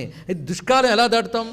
నిజానికి లలితా సహస్రనామాలు జ్యోతిష్శాస్త్రపరమైన నామములు చాలా ఉన్నాయండి. ఎందుకంటే ఇప్పటికే ఎక్కువ వివరణ చెప్తున్నామని భయపడుతున్నారేమో అని చెప్పట్లేదు, కానీ జ్యోతిష్శాస్త్రపరమైన నామాలు చాలా ఉన్నాయి. మన కాలదోషం పట్టిందండి అని లోకంలో కొన్ని వ్యవహారాలు ఉన్నాయి. ఈ తల్లిని ఆశ్రయిస్తే కాలదోషాలు లేకుండా చేస్తుంది. ఎందుకంటే ముఖ్యంగా జాతకంలో పీరియడే, ఈ పీరియడ్ వరకు ఇది, ఈ పీరియడ్ వరకు అది, పీరియడ్ అదే కాదు టైం. అందుకే టైం బాగోలేదండి అని మాట వింటూ ఉంటాం మనం ఇక్కడ. అలాంటి బాగులేని టైం అనే దుష్కాలం ఏదైతే ఉందో అమ్మను ఆశ్రయిస్తే తొలగిస్తుంది. అందుకు ఎంతవరకు జాతక చక్రాలు పనిచేస్తాయా అంటే అమ్మవారి పాదాల దగ్గరికి వెళ్ళే వరకే. ఆ పాదాల దగ్గరికి వెళ్ళి పట్టుకున్నామా జాతకం పక్కన పెట్టచ్చుట. ఆవిడ ఆడిస్తుంది ఆ తర్వాత జాతకం. ఎందుకంటే ఈ గ్రహాలు తిరిగే కక్షలన్నీ అమ్మ పాదాల దగ్గర ముగ్గులండి, తెలుసుకోవాలి ఇక్కడ. అక్కడ ఉంటే ఆ ముగ్గుల్లో గొబ్బెమ్మల్లో ఉంటాయి గ్రహాలన్నీ కూడా ఇక్కడ. ఇది తెలుసుకోవాలి. ఆ పాదాలను ఆశ్రయిస్తే అమ్మ కడగంటి చూపులతో శాసిస్తుంది. అది ధైర్యం. అక్కడ ప్రవేశించిన వాడికి ఇంకేమీ పట్టవు. ఒకవేళ బలీయమైన ప్రారంధంతో ఏది వచ్చినా వాడి చిత్తానికి అది సోకదు. అది తెలుసుకోవాల్సింది. జ్ఞానస్థితిలోకి వాడు చేరిపోతాడు. ఈ మార్పులు పట్టవు వాడికి. శివ శివ పశ్యంతి సమం శ్రీ కామాక్షి కటాక్షితా పురుషా విపినం భవనమమిత్రం మిత్రం లోష్టంచ యువతి బింబోష్టం అంటాడు మూక కవి. ఆ విషయం. అందుకే పవి పుష్పంబగు అగ్నిమంచగు అకూపారంబు భూమిస్థలమౌ శత్రుండతి మిత్రుడౌ విషము దివ్యాహారమౌ అవనీ మండలి లోపలన్ శివ శివేత్యాభాషణోల్లాసికిన్ శివనీ నామము సర్వవశ్యకరమౌ శ్రీకాళహస్తీశ్వర అని వర్ణించాడా లేదా? గ్రహదోషంబులు దుర్నిమిత్తములు నీ కళ్యాణ నామము ప్రత్యహమున్ పెర్కును ఉత్తమోత్తముల బాధింపగా నూపునే దహనున్ కప్పగజాలునే శలభశంతానంబు నీ సేవ చేసి హతక్లేశులు కారుగాక జనముల్ శ్రీకాళహస్తీశ్వర అని వర్ణించారు ధూర్జటికారు. అది గ్రహదోషాలు ఇవన్నీ కానికాలాలు ఇవన్నీ ఎవరికి? అమ్మ పదాన్ని ఆశ్రయించని వారికి. ఆశ్రయించేవారికి కాలహంత్రి. ఇది ఒక పదం. కాలుడు అంటే మృత్యువు, కాలహంత్రి అంటే మృత్యునాశిని. ఇది ప్రధానమైన రెండవ అర్థం. ఇప్పుడు ఏది తీసుకోవాలి మనం? రెండూ తీసుకోవాలి. తర్వాత మూడోది వస్తుంది, అది తీసుకోవాలి. మృత్యునాశిన తల్లి మృత్యువుని పోగొడుతుంది. మృత్యు అంటే ఇందాక చెప్పుకున్నాం. అయితే మృత్యువుని పోగొట్టింది, కాలుణ్ణి కొట్టినవాడు కూడా ఉన్నాడు, కాలకాలుడు. ఎవడు? శివుడు. ఆయన గారిది. ఈవిడేంటండి అసలు ఆయన దేంతో కొట్టాడని అడిగింది అమ్మవారు ఒకసారి. మనందరికీ తెలుసు. ఆయన వస్తూనే ఏం చేశాడంటే మార్కండేయుడు, ఇది ఎక్కువ స్వాములు వారు చెప్పేవారు, అందుకే ఎవరైనా దీన్ని ఉటంకిస్తూ ఉంటారు, చాలామందికి పరిచయమే. శివుడు వస్తూనే ఏం చేశాడు తెలుసా? మార్కండేయ స్వామి గట్టిగా చంద్రశేఖర మాశ్రయే మమ కిం కరిష్యతి వయ్యమహ అని గట్టిగా పట్టుకుంటే శివుడు ఆ లింగం నుంచి ఒక్కసారి వచ్చేట. వచ్చి మొట్టమొదటి చేసిన పని ఏంటో తెలుసా? పిల్లాడి మీద కుడి చేయి వేశాడండి. ఏం చేయి వేశాడు? అది గుర్తుపెట్టుకోవాలి. పిల్లాడి మీద ముందు కుడి చేయి వేసేట, వేసి తర్వాత ఎడం పాదం అయితే ఒక్క తన్ను తన్నట్టే యముణ్ణి. ముందు చేసిన పని ఏమిటి? కుడి చేయి పెట్టడం. అంటే వీడు నావాడు అనే చెయ్యి పెట్టడంతో ఆ శక్తిపాతమే వీడు నావాడని లాగేసుకున్నాడు. నావాడని నేను యాక్సెప్ట్ చేసాక ఇంకోటి ఈయన వైపు చూడడానికి వీల్లేదు అక్కడ. అందుకు ముందు నావాడని తీసుకుంటాట, తర్వాత తన వాడి మీదకి వచ్చేవాడిని కొడతాట. ఇక్కడ అది చెప్పాల్సింది. ముందు కుడి చేయి పెట్టాడు అంటే శివుడు, అది కుడి శివుడు కదా, అది పెట్టాట. వీడు నావాడని అని యాక్సెప్ట్ చేశాడు. శివుడు నావాడని యాక్సెప్ట్ చేశాక ఇంకా అమ్మవారు వాడిని బాధించేవాడిని దెబ్బ కొడుతుంది ఒక్కసారి. అందుకే ఎడం పాదంతో కొట్టాడు. ఎడం పాదం అంటే అమ్మవారేగా, అది తెలుసుకుంటుంది. అందుకే శివుడి వాడు అయిపోతే అమ్మవారు రక్షిస్తారట. చంద్రశేఖర భక్తార్తి భంజనాయై నమో నమః. చంద్రశేఖరుని భక్తుల యొక్క ఆర్తిని పోగొడుతుంది. చంద్రశేఖరమాశ్రయేవ కిం కరిష్యతి వయ్యమః. చంద్రశేఖరుని భక్తుడు మార్కండేయుడు, ఆర్తి భంజన ఎడమ పాదం అమ్మవారండి, అది తెలుసుకోవాల్సింది. అందుకే ఆయన కూడా నటరాజుగా ఎడం పాదం ఎత్తి దీన్ని ఆశ్రయిస్తే నా అభయం ఇస్తానన్నాడు. కుడి చెయ్యి అభయం, ఎత్తిందేమో ఎడం పాదం చూపిస్తున్న దాన్ని. అమ్మ పాదం పట్టుకుంటే అయ్యవారు అభయం లభిస్తుంది. ఎంత గొప్పగా చెప్పారు చూడండి ఇక్కడ. అందుకు ఇద్దరిది ఒక్కటే, కాలహంత్రి మృత్యునాశిని. ఇన్ని రకాల అర్థం చేసుకుంటున్నాం. అసలు కాలహంత్రి అంటే మోక్షదాయిని, ఇది అర్థం. ఎంతసేపు కాలబద్ధులమో అంతవరకు మనం పాశబద్ధులం, టైం బౌండెడ్, ఇది అర్థం. టైం బౌండెడ్ జీవుడు, కాలానికి అతీతుడు ఈశ్వరుడు, ఇంతే. ఎంతవరకు జీవత్వం ఉందయ్యా అంటే నువ్వు ఎంతవరకు టైం బౌండెడో అంతవరకు, నువ్వు కాలబద్ధుడైనంత వరకు కూడా. అందుకే కాలపాశం అనే ఒక మాట ఉంటుంది. కాలపాశం మనందరికీ తగిలింది ఆ పాశం, కాలపాశం. అది లాగుతూ లాగుతూ ఉంటుంది. ఎంత కాదన్నా 8:30 దాటితే అందరూ కాలపాశం చేత లాగబడిస్తున్నారులే, తప్పదు. అలాగే ఒక టైం వస్తుంది, కూర్చుందామన్నా కూర్చో కూడా లాగేస్తాడు. కాలపాసం అంత గొప్పది, దాన్ని ఎవ్వరూ దాటలేరు. ఎవరైనా బ్రహ్మాదులైనా దాటలేరు. అందుకు పిపీలకాది బ్రహ్మపర్యంతం అంటే చీమ మొదలుకొని బ్రహ్మగారి వరకు అన్ని లోకముల వారు కాలబద్ధులే. కాలబద్ధులైన వాళ్ళు జీవులు. కాలాతీతుడు ఎవడో అతడు ఈశ్వరుడు. అందుకు కాలబద్ధులు పశువులు, కాలాతీతుడు పశుపతి. అందుకు శివుల్లో ఐక్యం అవ్వాలి అంటే మనం కాలాన్ని దాటిపోవాలి. అందుకే జనన మరణ రూపమంతా కాలమేగా. జననము కాలం, మరణం కాలం, మధ్యలో స్థితి కాలం. కనుక జనన మరణ రూపమైన సంసారమే కాలము. హంత్రి అంటే సంసార నాశిని, మోక్షదాయిని, ఇది దీని యొక్క ప్రధానమైన అర్థం. సంసార బంధనమును తొలగించు తల్లి. అందుకే కాత్యాయని ఇప్పుడు రావాలి. కాత్యాయని అనే దానికి మరొక శాస్త్రీయమైన అర్థం. కతి అయనాని కేచర మార్గాహ అన్నారు ఇక్కడ. కతి అయనాని ఇది కాత్యాయని అన్న. కాత్యాయని కాలస్వరూపిణి. ఇప్పుడు మరొక అర్థం, కాత్యాయని కాలరూపిణి. ఈ కాలరూపంలో ఎవడికి ఎప్పుడు ఎక్కడ ఏది ఎలా ఇవ్వాలో ఇవి నిర్ణయిస్తుందిటండి. ఆ నిర్ణయాన్ని అనుసరించి దేవతలందరూ పనిచేస్తూ ఉంటారు. ముందు కోర్టు శిక్ష వేస్తే దాన్ని అమలుపరచడానికి పోలీసులు మొదలైన వారు వచ్చినట్టుగా అమ్మవారు చేసిన ఆజ్ఞని పాటించేవాళ్ళు దేవతలు. అది మంచి కావచ్చు, చెడు కావచ్చు, అంతే. ఫలానా వాడికి ఫలానా బెనిఫిట్ ఇవ్వాలి అని పాలకుడు చెప్పగానే దానికి సంబంధించిన డిపార్ట్మెంట్ వాళ్ళు ఇంటికి తెచ్చిపెట్టేస్తారు. కానీ అసలు పాలన పెట్టింది ఎవరు? ఆ రూలర్. అదేవిధంగా అమ్మవారు ఈ కాలరూపిణి జగత్తునంతటిని నియంత్రిస్తుంది. అందుకు లెక్క పెడితే ఎన్ని అయనములు, కటి అయ్యనాని అని అర్థంట. అయనములు అంటే ఉత్తరాయణ దక్షిణాయనములతో ఒక సంవత్సరం, ఇలాగా కటి అయ్యనాని ఎన్నెన్ని సంవత్సరములు, ఎన్నెన్ని కాలములు ఈ అనంత కాలస్వరూపిణి అమ్మవారు ఉంటున్నట్ట. అలాంటి కాలరూపిణి అయిన తల్లి ప్రతివాన్ని శాసిస్తూ ఆ కాలం నుంచి బయటపెడుతుంది ఆవిడ.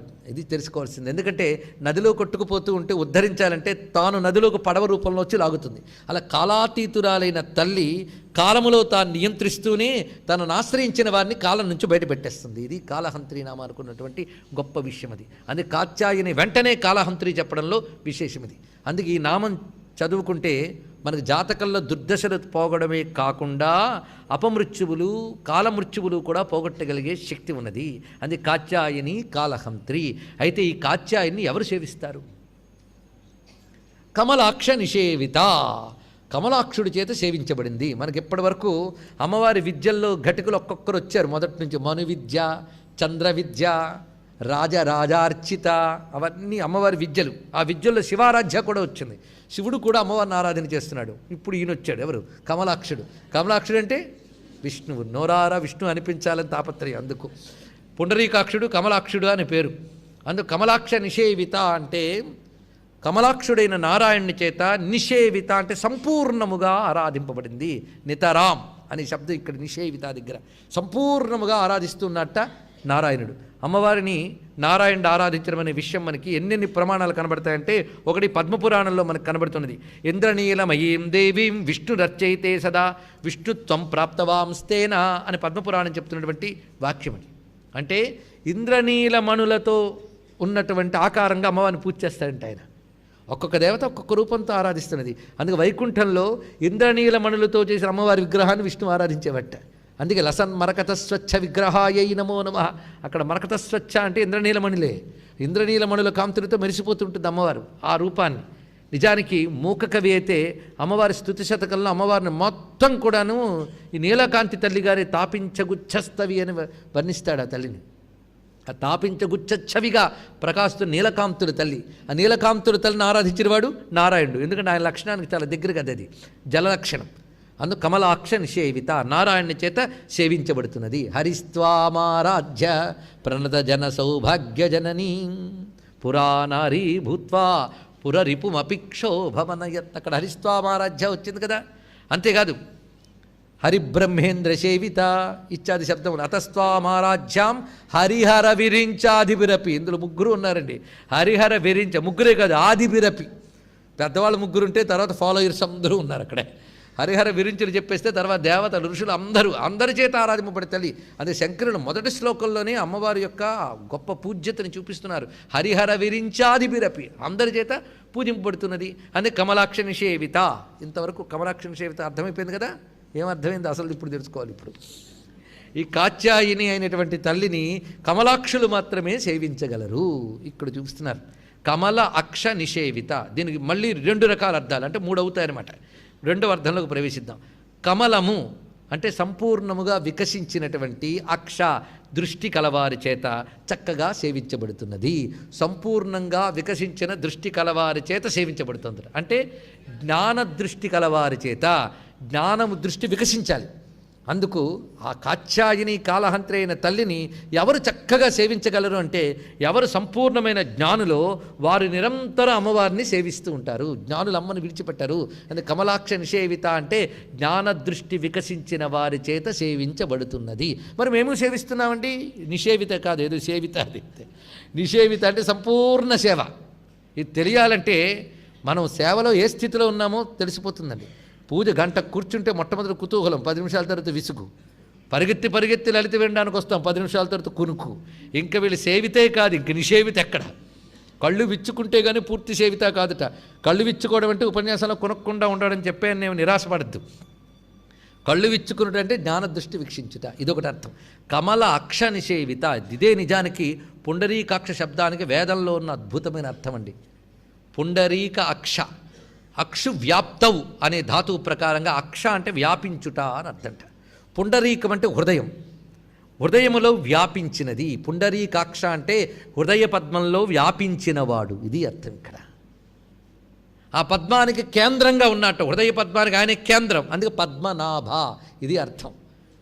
పుండరీకాక్ష పద్మనాభ 2 అర్థాలు తీసుకోవాలి. మంచి నేత్రములు ఉన్నవాడు తీసుకోవాలి, ఇదే తీసుకోవాలి, 2 తీసుకోవాలి. ఇప్పుడు కమల అక్ష అంటే హృదయమునందు వ్యాపించబడి నిషేవిత చక్కగా సేవించబడుతున్నది.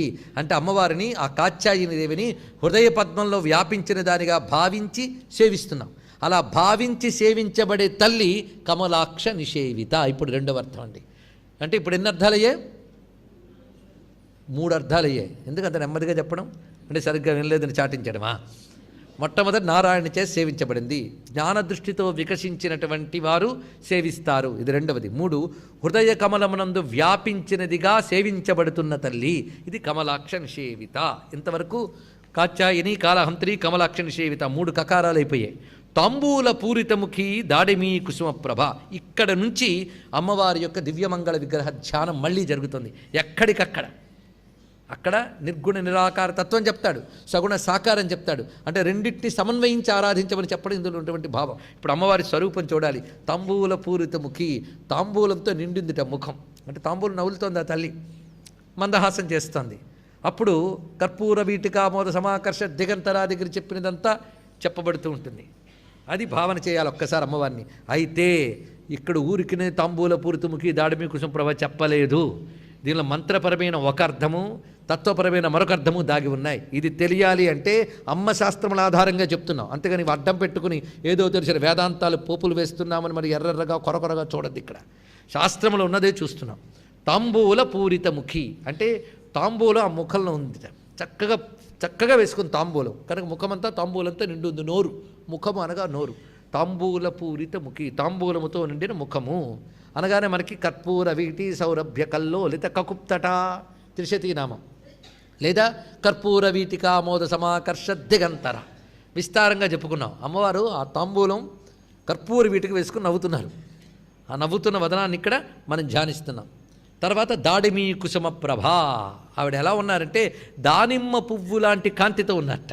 ఇప్పుడు దానిమ్మలో 2 రకాల జాతులు ఉంటాయంటారు ఇక్కడ భాస్కర్ రాయల వారు. దానిమ్మలో 2 రకాల జాతులు, ఒకటి పువ్వు వచ్చి కాయస్తుందట, ఇంకో రకమైన చెట్లు ఉన్నాయట, అది పువ్వులే ఉంటాయట, దానికి కాయలు ఉండవు. అందుకు దాడిమీ కుసుమం అంటే ఆ పువ్వు చాలా ప్రస్ఫుటంగా ఉంటుంది. ఆ దాడిమీ కుసుమం ఏ విధంగానైతే పసుపు ఎరుపుల కలయికగా ఉంటుందో అది హిరణ్యవర్ణం అంటే అదండి. ఆ వెలుగుతో మెరిసిపోతుంటారు. ఇదే లౌహిత్యమేత ద్విమర్శం. ఎందుకంటే మనం ఏ నామాల్లో ఉన్నాం? విమర్శ రూపిణీ విద్య, మర్చిపోకూడదు. విమర్శ రూపిణి అంటే విమర్శము యొక్క రంగు ఎరుపు, ప్రకాశము యొక్క రంగు తెలుపు అని మొదటి నుంచి ఘోషిస్తున్నాం. రక్తశుక్ల ప్రభామిశ్రం అతర్క్ష్యం త్రైపురం మహా. రక్తశుక్ల ప్రభామిశ్రములో నిన్న విమర్శ రూపిణి చెప్పుకున్నాం.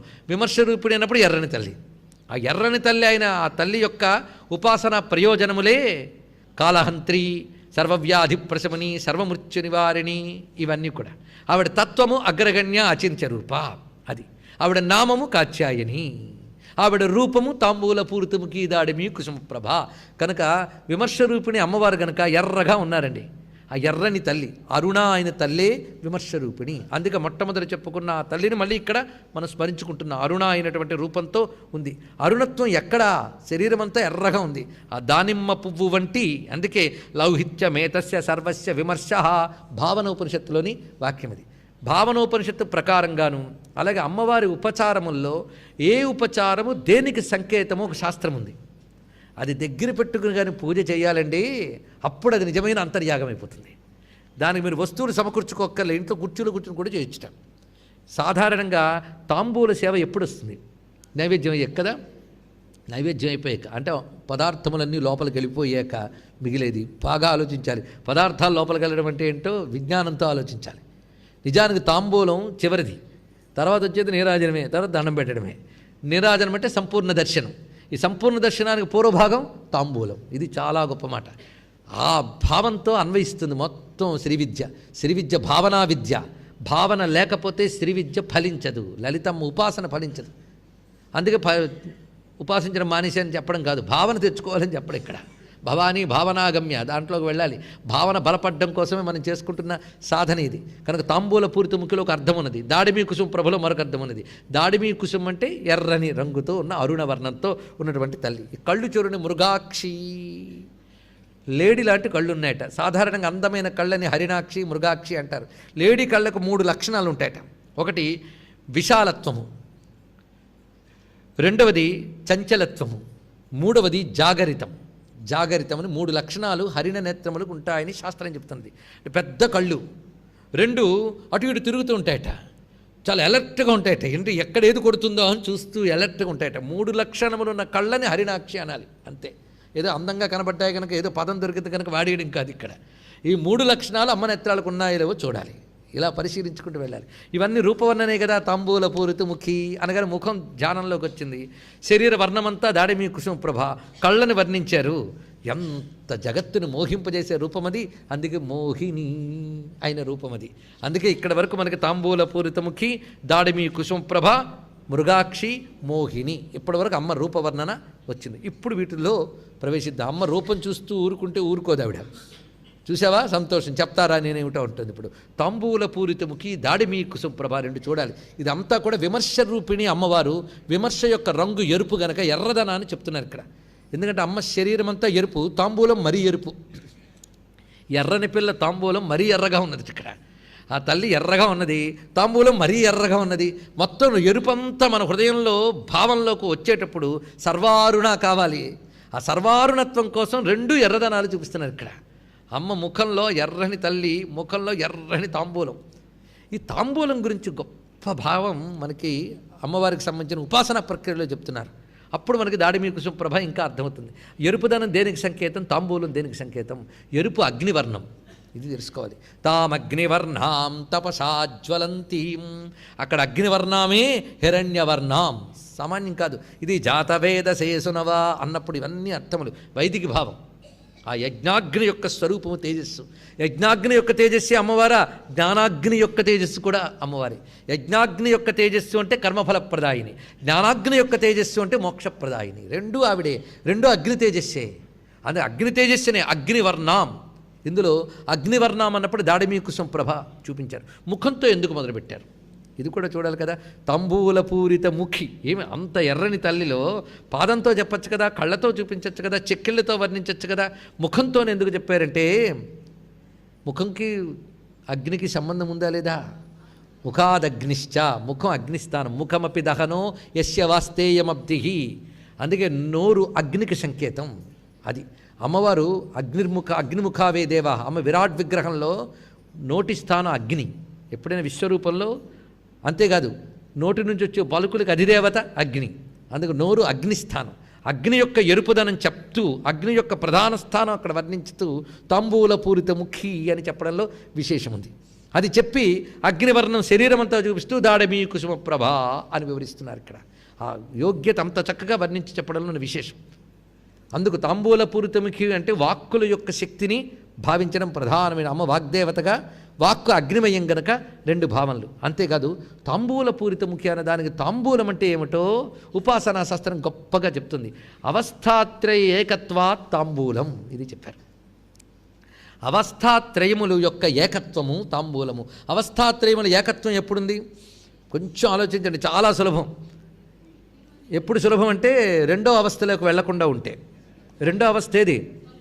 అబ్బా ఎంత జాగ్రత్తలో ఉన్నారో, ఇలా అడిగితే అలా చెప్పారు. గుర్తున్నదా? విశ్వరూప జాగరణి స్వపంతి తేజసప్తంగా తెచ్చుకోవాలి ఇక్కడికి. ఇప్పుడు అవస్థాత్రయ ఏకత్వం ఎప్పుడైనా ఉందా? ఒక అవస్థలో ఒక అవస్థ కలుస్తుందా? ఓ లోకంలో ఒక్కసారి ఆలోచిద్దాం. కలవదు కదా. జాగ్రత్త అవస్థలో స్వప్నావస్థ కలుస్తుందా? రెండు వేలు సృష్టి కలుస్తాయిడా? కలవు. ఈ మూడింటి ఏకస్థితి అంటే అర్థం ఏంటి? ఇది కొంచెం ఆలోచించాలి. మూడింటి ఏకస్థితి అంటే మూడు ముద్దైపోవడం కాదండి, మూడింటిలో ఏకముగా ఎవరున్నారో చూడాలి. ఆ చైతన్యానికి జాగ్రత్త లేదు, స్వప్నము లేదు, సుషుప్తి లేదు. నేను చెప్తున్న తెలుగు బాగా అర్థం చేసుకోండి. అంతేగా నిద్రించడానికి మంచి అవకాశం వచ్చి కాళ్ళు చేరేసుకుని ఒళ్ళు వేలాడేసుకుని కూర్చుంటే ముందే అటెన్షన్ లేదు. ఇక్కడ అర్థం సైన్స్, ఇట్స్ ఏ ఫిలాసఫీ. అందుకే అటెన్షన్ ఈజ్ మోస్ట్ ఇంపార్టెంట్. అది బాగా అర్థం చేసుకోండి. ఇక్కడ వివరిస్తున్నారు, ఇక్కడ తెలుస్తున్నది కదా. మూడు అవస్థల్లో చైతన్యం ఉంటేనే అవస్థలు ఉన్నాయి, లేకపోతే ఏదైనా అవస్థ ఉందా ఇప్పుడా? కనుక మూడింట్లో ఏకంగా ఎవరున్నారు? చైతన్యం. ఈ మూడింటిని తీసి చైతన్యాన్ని మాత్రమే చూడాలంటే ఏం చేయాలి? తురీయ దశకు వెళ్ళాలి. అంతే కదా, తురీయం. అందుకే తురియా సర్వావస్థ వివర్జిత. అది సర్వావస్థలు లేని స్థితి అని చెప్తూ మూడు అవస్థలు ఏకమైన స్థితి అని చెప్పడం తప్పు కాదా? తప్పు కాదుట. ఎందుకంటే మూడు అవస్థల్లో ఏది ఏకమయ్యిందో దాన్ని మాత్రమే చూడాలంటే మూడు అవస్థలు దాటిపోవాలి. మూడు అవస్థలు దాటిన స్థితి సమాధి. ఆ సమాధి స్థితిలో అనుభవానికి వచ్చేటువంటి తురీయ భూమికలో వచ్చే తల్లి. కనుక తురీయ భూమికలోకి వచ్చేటప్పటికల్లా ఈ మూడు అవస్థలు ఏకత్వం వచ్చేస్తుందట. ఎందుకంటే మూడు అవస్థల్లో ఏది అక్కడ ఉండదు. చూడండి ఇక్కడ తాంబూలం లక్షణం చూద్దాం. తాంబూలంలో ఏం పెడతారు? తమలపాకు, సున్నము, తర్వాత వక్కలు, ఇంకా దానిలో వేయాల్సిన ద్రవ్యాలు ఏవి చెప్పండి? వీటిలో ఏది ఎర్రగా ఉండదు, ఇవేవి ఎర్రగా ఉండవు. ఇన్ని విడివిడి పదార్థాలన్నీ కలిపి ఒక్కటి చేసి ఆ అగ్నిముఖమైన అమ్మలో కలిపింది. వెళ్ళగానే అన్నీ కలిపి ఏమైపోయి ఏకమైపోయింది. ఆ ఏకం ఏ రంగు? ఎరుపు. ఎవరి రంగు? అమ్మవారు. అంటే విడివిడిగా ఉన్న భౌతిక పదార్థములు అమ్మలోకి ప్రవేశించగానే అవన్నీ కూడా అమ్మ అయిపోయే సోహంభావం వచ్చింది. ఇక్కడ తెలుసుకోవాల్సింది ఆ విమర్శ రూపంలో ఐక్యమైపోయాయి. ఆ అవస్థాత్రయ ఏకత్వమే తాంబూలము. రేపు ఇంకా అమ్మవారికి తాంబూలం ఇచ్చినప్పుడు ఈ భావన కలగాలండి. ఎందుకంటే కేవలం అమ్మవారి యొక్క విద్యని రాజస విద్యగానే చాలామంది ఉపాసన చేస్తుంటారు. అంటే డాంబికంగా చూపించడమే ప్రధానమవుతుంది. తాత్వికంగా వెళ్ళిపోవాలి. ఇప్పుడు తాంబూల తత్వం ఎంత గొప్పదో చూపించారు ఇక్కడ. అవస్థాత్రయ ఏకత్వాత్ తాంబూలం అని ఎందుకు శాస్త్రం చెప్పిందో తెలుసా? కనుక అమరంగా వచ్చేసింది వాడికి, భిన్న భిన్నము లేని వాళ్ళకి. అది వివరిస్తున్నారు ఇక్కడ. అందుకు లౌహిత్యమేతస్య సర్వస్య విమర్శ అనేటువంటి భావన ఉపనిషత్తు వాక్యం ఇక్కడ. అది భావనాగమ్య. ఫస్ట్ స్టెప్పే అది, భవానీ భావనాగమ్య. అందుకు చేస్తున్నాం మనం. మృగాక్షి. ఇప్పుడు లేడి కళ్ళు. లేడి కళ్ళకు మూడు లక్షణాలు ఏం చెప్పుకున్నాం? విశాలత్వము, చంచలత్వము, జాగరికత్వము అంటే మెల్లకువ అని చూడాలి. అమ్మ కళ్ళకు 3 ఉన్నాయట, విశాల నేత్రములవి, అంటే పెద్దగా ఉన్నాయని కాదు, విశ్వంలో ప్రతి అణువుని చూస్తుందట ఆ తల్లి. ఈ మాత్రం చూడడానికి ఇంత కన్ను కావాలంటే అంత విశాల విశ్వం చూడాలంటే ఎంత కన్ను ఉండాలి. అందుకే సృష్టిలో అన్ని కాలాలని, అన్ని దేశాలని, అన్ని వస్తువుల్ని 3 ఉంటాయి కదా, దేశ కాల వస్తు, ఈ 3ంటిని నిరంతరం చూస్తుంది సాక్షిగా. అందుకే విశాల నేత్రములు. అంతేకాదు చంచలంగా చూస్తుందట, అంటే అటు ఇటు తిరుగుతున్నది కళ్ళు, మొత్తం అబ్జర్వ్ చేసేటప్పుడు అన్ని మూలలు చూస్తుందట, అది చంచలత్వం. ఆవిడ నేత్రములైన సూర్యచంద్రులు అంతే, వాళ్ళు ఎక్కడికైనా కాంతులను ప్రసరిస్తారు, తిరుగుతూ ఉంటారు, పగలు రాత్రి తిరుగుళ్ళు, ఎన్ని తిరుగుళ్ళే ఇప్పుడు. అందుకే చంచలత్వం. తర్వాత జాగరికత్వం, ఆమె కళ్ళు ఎప్పుడు మూయదండి, అలా చూస్తుంటుంది. ఆవిడ మూస్తే చెప్పడానికి మనం ఉండం, కనుకనే ఆవిడ తెరుచుకుని ఉంది. సూర్యుడు ఎప్పుడైనా మూసుకున్నాడా? ఆయనకు తెరచిన కన్ను సూర్యుడు. అందుకే దివి వచక్షురాతతం, తెరచిన కన్ను ఆయన సూర్యభగవానుడు. అవునా లేదా? ఒకవేళ మనం నిద్రపోతామేమోనని మరొక చోటుకు వెళ్ళి ఉదయిస్తున్నాడు, కానీ ఆయనకు అస్తమయం లేదు, నిత్య జాగరితం. ఎందువల్ల ఆ లక్షణం వచ్చింది? అమ్మ నేత్రం కనుక. అమ్మ నేత్రమే సూర్యుడిగా. ఇది తెలుసుకుంటే రోజు అమ్మ కన్నును మనం చూడొచ్చు. అవునా లేదా? అది ఇక్కడ తెలుసుకోవాల్సింది. అందుకే విశాలత్వము, చంచలత్వము, జాగరికత్వం అనే 3 లక్షణములతో జగత్తుని గమనించుకుంటోంది గనక మృగాక్షి. మహాత్రిపుర సుందరి గనక సాముద్రిక శాస్త్రముల ప్రకారంగా ఉండవలసిన సల్లక్షణము మృగాక్షి. ఇది రూపవర్ణన, తత్వభావన 2 మనం చేసుకుంటూ మోహిని, ఇది చాలా ముఖ్యమైన ఒక స్వరూపం అండి. అమ్మవారి స్వరూపమే మోహిని. ఈ మోహిని అనే మాట 2 విషయముల్లో ఉంది. మనం జగత్తును చూసి మోహితులం అయిపోతున్నాం. మోహితులం అంటే అది చూస్తూ మరొకటి మర్చిపోతే మోహం అంతే. అయితే లోకాన్ని చూస్తూ లోకేశ్వరుని మర్చిపోవడం అనేది అజ్ఞానజనిత మోహం. అమ్మ యొక్క దివ్య సౌందర్య భావంలో లీనమై ప్రపంచాన్ని మర్చిపోవడం పనికొచ్చే మోహం. అది ఆ మోహం గొప్పది. అందుకే కృష్ణ పరమాత్మకి జగన్మోహనుడు అని పేరు. ఆయన అవతారమే మోహన అవతారం. ఆయన చూస్తూ ఉంటే ప్రపంచం మర్చిపోయారు గోపికలు. వాళ్ళ మోక్షము వేదాంతము ఏమీ తెలియదు, వాళ్ళకి తెలిసింది ఒక్కటే, కృష్ణుడిని చూసి మోహించడం చాలదు.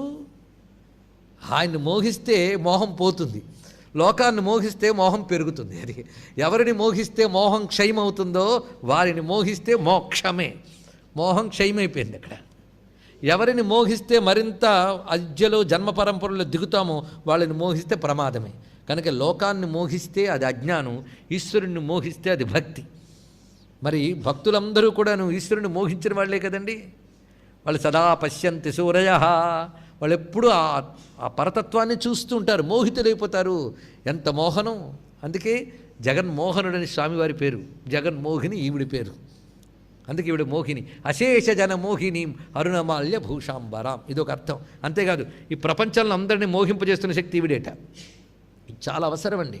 ఎందుకంటే జ్ఞానం ఉండే వైరాగ్యం ఉంటే మంచిదే, కానీ జ్ఞానం లేని వైరాగ్యం వచ్చిందని మహాప్రమాదం.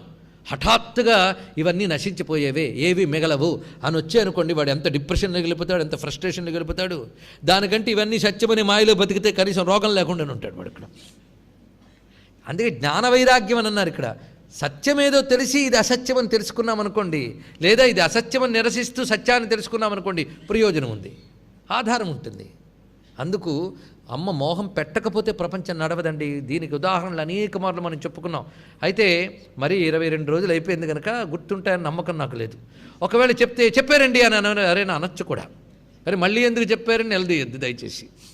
చెప్పుకున్నాక పిల్లాడు పుడితే వెంటనే ఎవడి పిల్లాడు, ఎవడు తల్లి, ఎవరు ఏమవుతారని తల్లి అనుకుందనుకోండి, పిల్లాడు బతికేమైపోవాలి.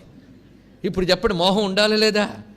అందుకే అయ్యా మేము ఇంత జ్ఞానులం కదా, మాకు తెలుస్తూనే ఉంది ఇది తప్పని, అయినా మేము ఎందుకు బయటపడలేకపోతున్నామని అడిగారట సురధుడు సమాధి సుమేధని. గుర్తుందా? సప్తశతిలో తెలుస్తూనే ఉంది అంత అవివేకము. శరీరమా ఆయువు అయిపోయింది, కూడబెట్టుకున్నదేది మాతో రాదు అని తెలుస్తుంది. పిల్లల కోసం కూడవేసేమంటే పిల్లలు కూడా మాతో ఉండరు, అసలు మమ్మల్ని ఉండనివ్వరు. అందుకు తెప్పిందంతా తెచ్చుకుని మెడపెట్టి గంటేశారు. ఇప్పుడు అంత పనికిరాంది అని తెలిసాక హాయిగా విడిచిపెట్టి సుమేధ దగ్గర సాధన చేసుకోవచ్చు కదా అంటే తెలిసి కూడా చేయలేకపోతున్నాం. అది బాధాకరమైన, ఇది ఆలోచించవలసిన అంశం అండి. చిన్న విషయం కాదు, అక్కడ పెట్టుతుందుకు పెద్ద ప్రశ్న. మనం ఎప్పుడు వేసుకోని ప్రశ్న, వేసుకోవలసిన ప్రశ్న, వేసుకుంటే సమాధానం దొరికితే మోక్షం పొందే ప్రశ్న. అంత గొప్ప ప్రశ్న వేశారు వాళ్ళు. సామాన్యమైన ప్రశ్న. ఆ ప్రశ్నను ఒక్కసారి ఆలోచించాలి. గంటేశారు భార్యా పిల్లలు. అవి పనికిరానివని తెలిసే కానీ అదే చింతన చేస్తున్నాం, వాళ్ళు ఎలా ఉన్నారో ఏమిటో, ఇదే బాధ. ఏమి ఆశ్రమంలో ఉన్నామే, సుమేధ్ దగ్గర వెళ్ళి బ్రహ్మజ్ఞానం నేర్చుకోవచ్చుగా, ఏమిటి ఎందుకు ఇలా ఉంది? జ్ఞానులమైన మేము కూడా ఈ మోహంలో ఎందుకు పడుతున్నాం అంటే, జ్ఞానం ఉంది నువ్వు అనుకుంటే అయిపోయిందా అన్నట్టు ఆయన ఒకటే మాట. ఒక ఆయన పాప జ్ఞానానంద అని పేరు పెట్టుకున్నట్ట, ఏదో పుస్తకం రాసి విశ్వనాథ సత్యనారాయణ గారిని పీఠిక రాయమని పెట్టారు. పుస్తకం చదివితే తెలిసిపోయింది ఎంత జ్ఞానం ఉందో. ఆయన అబద్ధం రాయడు, నిజం చెప్పడు. మొన్న నొచ్చుకుంటాడుగా, గొప్పగా రాశాడు. ఈయన పేరు చాలా బాగున్నది, జ్ఞానము ఉన్నదనుకుని ఆనందించువాడు అని రాశారు. ఎంత గొప్పగా రాశారు చూడండి. ఇక్కడ జ్ఞానం ఉన్నదనుకుని ఆనందించేవాడు, జ్ఞానంతో ఆనందించేవాడు కాడు. ఇలాంటి వాళ్ళు చాలామంది ఉంటూ ఉంటారు, మనం ఏం చేస్తాం, అలాంటి వాళ్ళు కొందరు ఉంటారు. అందుకే నువ్వు జ్ఞానం ఉన్నదనుకుంటున్నావు కానీ లేదయ్యా బాబు అన్నాడు. నీకున్న జ్ఞానం ఒక్కసారి ఆలోచించి, ఏముంది నీకున్న జ్ఞానం? పిల్లల్ని కంటిమి, పెంచి పోషించితిమి, వాళ్ళ కోసమే అహోరాత్రములు తాపత్రయపడితిమి. అవునా? చూడు చూడు సరిగ్గా ఇప్పుడు చూడు ఇక్కడ అన్నాడు. అందుకే అడవుల్లో ఉండడం బెటర్. అప్పుడప్పుడు ఇలాంటి సీన్లు కనబడతాయి. అక్కడ ఒక చెట్టు, ఆ చెట్టు మీద గూడు, ఆ గూట్లో కొన్ని పక్షి పిల్లలు, అక్కడ ఒక పక్షి వచ్చింది, తల్లి పక్షి పోషిస్తుంది. ఇదేగా మీరు చేసిన పని కూడా అన్నట్ట. కళ్ళు తిరిగాయి. అవును, మేము చేసింది ఇదేగా, ఇంకా నయం. అవి రెక్కలు వచ్చాక వాడి బతుకు వాడిది, ఇంకా మనకంటే జ్ఞానం వాడికి ఎక్కువ. చిట్ట చివరి పట్టుకు వేలాడట్లేదు అక్కడ, మనం పట్టుకు వేలాడుతుంటాం. అవి ఇంకా మనకంటే నయం. అవి ఎలాగైతే తన పిల్లలు తనది అని కలిగింది. ఒక్కసారి ఆలోచించి, ఇంతవరకు ఆ పక్షికి ఆ పిల్లలు పుట్టే వరకు వాళ్ళు ఎవరో తెలియదు. ఇప్పుడు తన నుంచి అండం వచ్చి, అండం నుంచి పిల్ల రాగానే ఒక్కసారి నాది అనే మమ్మ అనే భావం కలిగి వచ్చింది అంటే ఏదో ఒక శక్తి నడిపిస్తోందని ఇప్పుడు తెలుస్తోంది కదా. నీలో, దానిలో, ఇంకా కుక్కలో, నక్కలో అన్నిటికీ ప్రేమ ఉన్నదే. ఈ వ్యాపింపజేసింది ఎవరు ఆలోచించు. ఆవిడే అశేష జనమోహిని అని అమ్మవారే. ఆవిడ అలా లేకపోతే జగత్తు నడవదు. అంటే మరి మోక్షం ఎలాగా? నీకు నిజంగా కావాలని నీకు సంకల్పం కలిగితే, చూడండి, కావాలని నీకు సంకల్పం కలిగితే, తగిన సాధన చేస్తే, నువ్వు యోగ్యుడు అని అమ్మకి అనిపిస్తే, అప్పుడు ఆవిడిస్తుంది మోక్షం. అంతవరకు నిన్నేం చేస్తుంది? దీంట్లోనే తిప్పుతూ ఉంటుంది, లేకపోతే ప్రపంచం నడవదు. అందుకే సర్గస్య రక్షణార్థాయ తస్మై మోహాత్మనే నమః. ప్రపంచాన్ని రక్షించడం కోసం ఆ మోహ రూపంలో అమ్మే వ్యాపించున్నది. ఎరుక కలిగిన వారిని ఇంకా అయిందిరా నువ్వు చాలా పండిపోయారా అని లాగేస్తుంది. గారెలు కదా మళ్ళీ గుర్తు తెచ్చుకోండి, మరి నేను చెప్పను.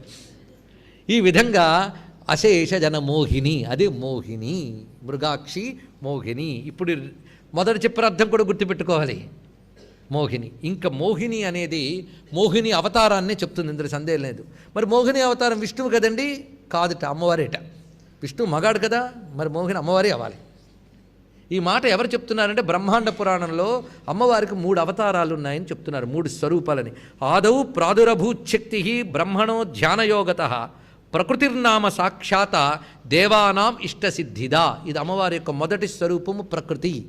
రెండవది సర్వసమ్మోహజనకం అవాంగ్మానస గోచరం ద్వితీయం ఉదభూద్రూపం ప్రవృత్తే అమృతమంథనే. అమృతం కోసం క్షీరసాగర మథనం చేసినప్పుడు సర్వసమ్మోహ జనకమై ఇలా ఉంటుంది అని వర్ణించడానికి వీలు లేనంత అందంగా దర్శనాదభూదీశ సర్వజ్ఞోపి విమోహిత, అందమైన మోహిని రూపం ధరించి వచ్చినది. ఆ అమృతం పంచినటువంటి మోహిని రూపము అమ్మవారి యొక్క 2వ స్వరూపము. ఇక 3వ స్వరూపం ఏంటంటే, భండాసురుణ్ణి సంహరించడానికి చిదగ్ని కుండంలోంచి వచ్చినది లలితాదేవి 3వ స్వరూపము. ఈ 3 స్వరూపములు తెలుసుకో అని అడింది అమ్మవారి యొక్క స్వరూపం. మొదటిదేది ప్రకృతి. ప్రకృతి అంటే మళ్ళీ చెప్పుకోవాలి, మూల ప్రకృతి. ప్రకృతి అంటే సర్వ జగన్ నిర్మాణ శక్తి. ఒక్కటే, ఎక్కువ ఆలోచించనక్కర్లే. సర్వ జగత్తుని నిర్మించడానికి మూలమైన శక్తి ప్రకృతి. ఈ ప్రకృతి అని పేరు ఒక్కటి చెప్పాడు, కానీ ప్రకృతిలో 5 రూపాలు ఉంటాయి ప్రధానంగా. అది దుర్గా, లక్ష్మి, సరస్వతి, గాయత్రి, రాధ. ఈ 5 ప్రకృతి అని చెప్పబడుతుంది. ఇవి ఎప్పుడూ ఉంటాయండి. ఇవి అప్పుడప్పుడు రాక్షస బాధలు వచ్చినప్పుడు ధరించి వచ్చే రూపములే మోహిని, తర్వాత వచ్చిన లలిత. కానీ మొట్టమొదటి ఉన్నవి మాత్రం 5, దుర్గా, లక్ష్మి, సరస్వతి, గాయత్రి, రాధ అనేది ప్రకృతి అయిన లలితాదేవి రూపము. 2వ రూపం ఏంటి? మోహిని. ఈవిడ ఎప్పుడు వచ్చింది అంటే వివరిస్తున్నారు, క్షీరసాగర మథన సమయంలో వచ్చింది ఆ తల్లి జగన్మోహిని. జగన్మోహిని అనగానే మనందరికీ ఏమనిపిస్తుంది? మాయలో ముంచేసింది, మాయలో ముంచింది. ఏం ముంచలేదండి, ఆ తల్లి అమృతం ఇచ్చింది, మర్చిపోవద్దు. ఒక్కసారి దేవతల వైపు నుంచి ఆలోచించండి. మనం అసురుల వైపు నుంచి చూస్తే మోసం చేసింది అంటాం. దేవతల వైపు నుంచి చూస్తే అబ్బా అమృతం ఇచ్చింది అంటాం. ఇప్పుడు ఒక్కసారి జగన్మోహిని రూపం ధరించిన తల్లిని ధ్యానిస్తే, చేతిలో కలశం, ఒక చేతిలో గరిటె పట్టుకుని వడ్డిస్తున్న జగన్మోహిని మనకు సాక్షాత్ అన్నపూర్ణముగా కనబడలేదా? చెప్పండి ఇక్కడ.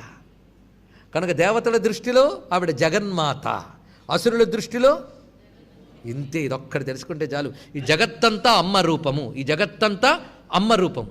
ఇక్కడే యోగులు భక్తులు తిరుగుతున్నారు, ఇక్కడే భోగులు దుర్మార్గులు ఇందులోనే తిరుగుతున్నారు. అందరికీ ఇదే ప్రపంచం, అవునా లేదా? రమణ మహర్షి ఇదే నేల మీద ఉన్నారు, మనం ఇదే నేల మీద ఉన్నాం. మహాస్వాములు ఈ నేల మీద ఉన్నారు, మనము ఈ నేల మీద ఉన్నాం. మనము వాళ్ళం ఒకరే. వాళ్ళు ప్రపంచాన్ని ఎలా చూస్తున్నారు, మనం ప్రపంచాన్ని ఎలా చూస్తున్నామో చూద్దాం. వాళ్ళకి ప్రపంచం జగన్మాతగా జగన్నాథుడిగా దర్శనమిస్తుంది, మనకి ఈ ప్రపంచం జగన్మోహినిగా దర్శనమిస్తుంది, అవునా లేదా?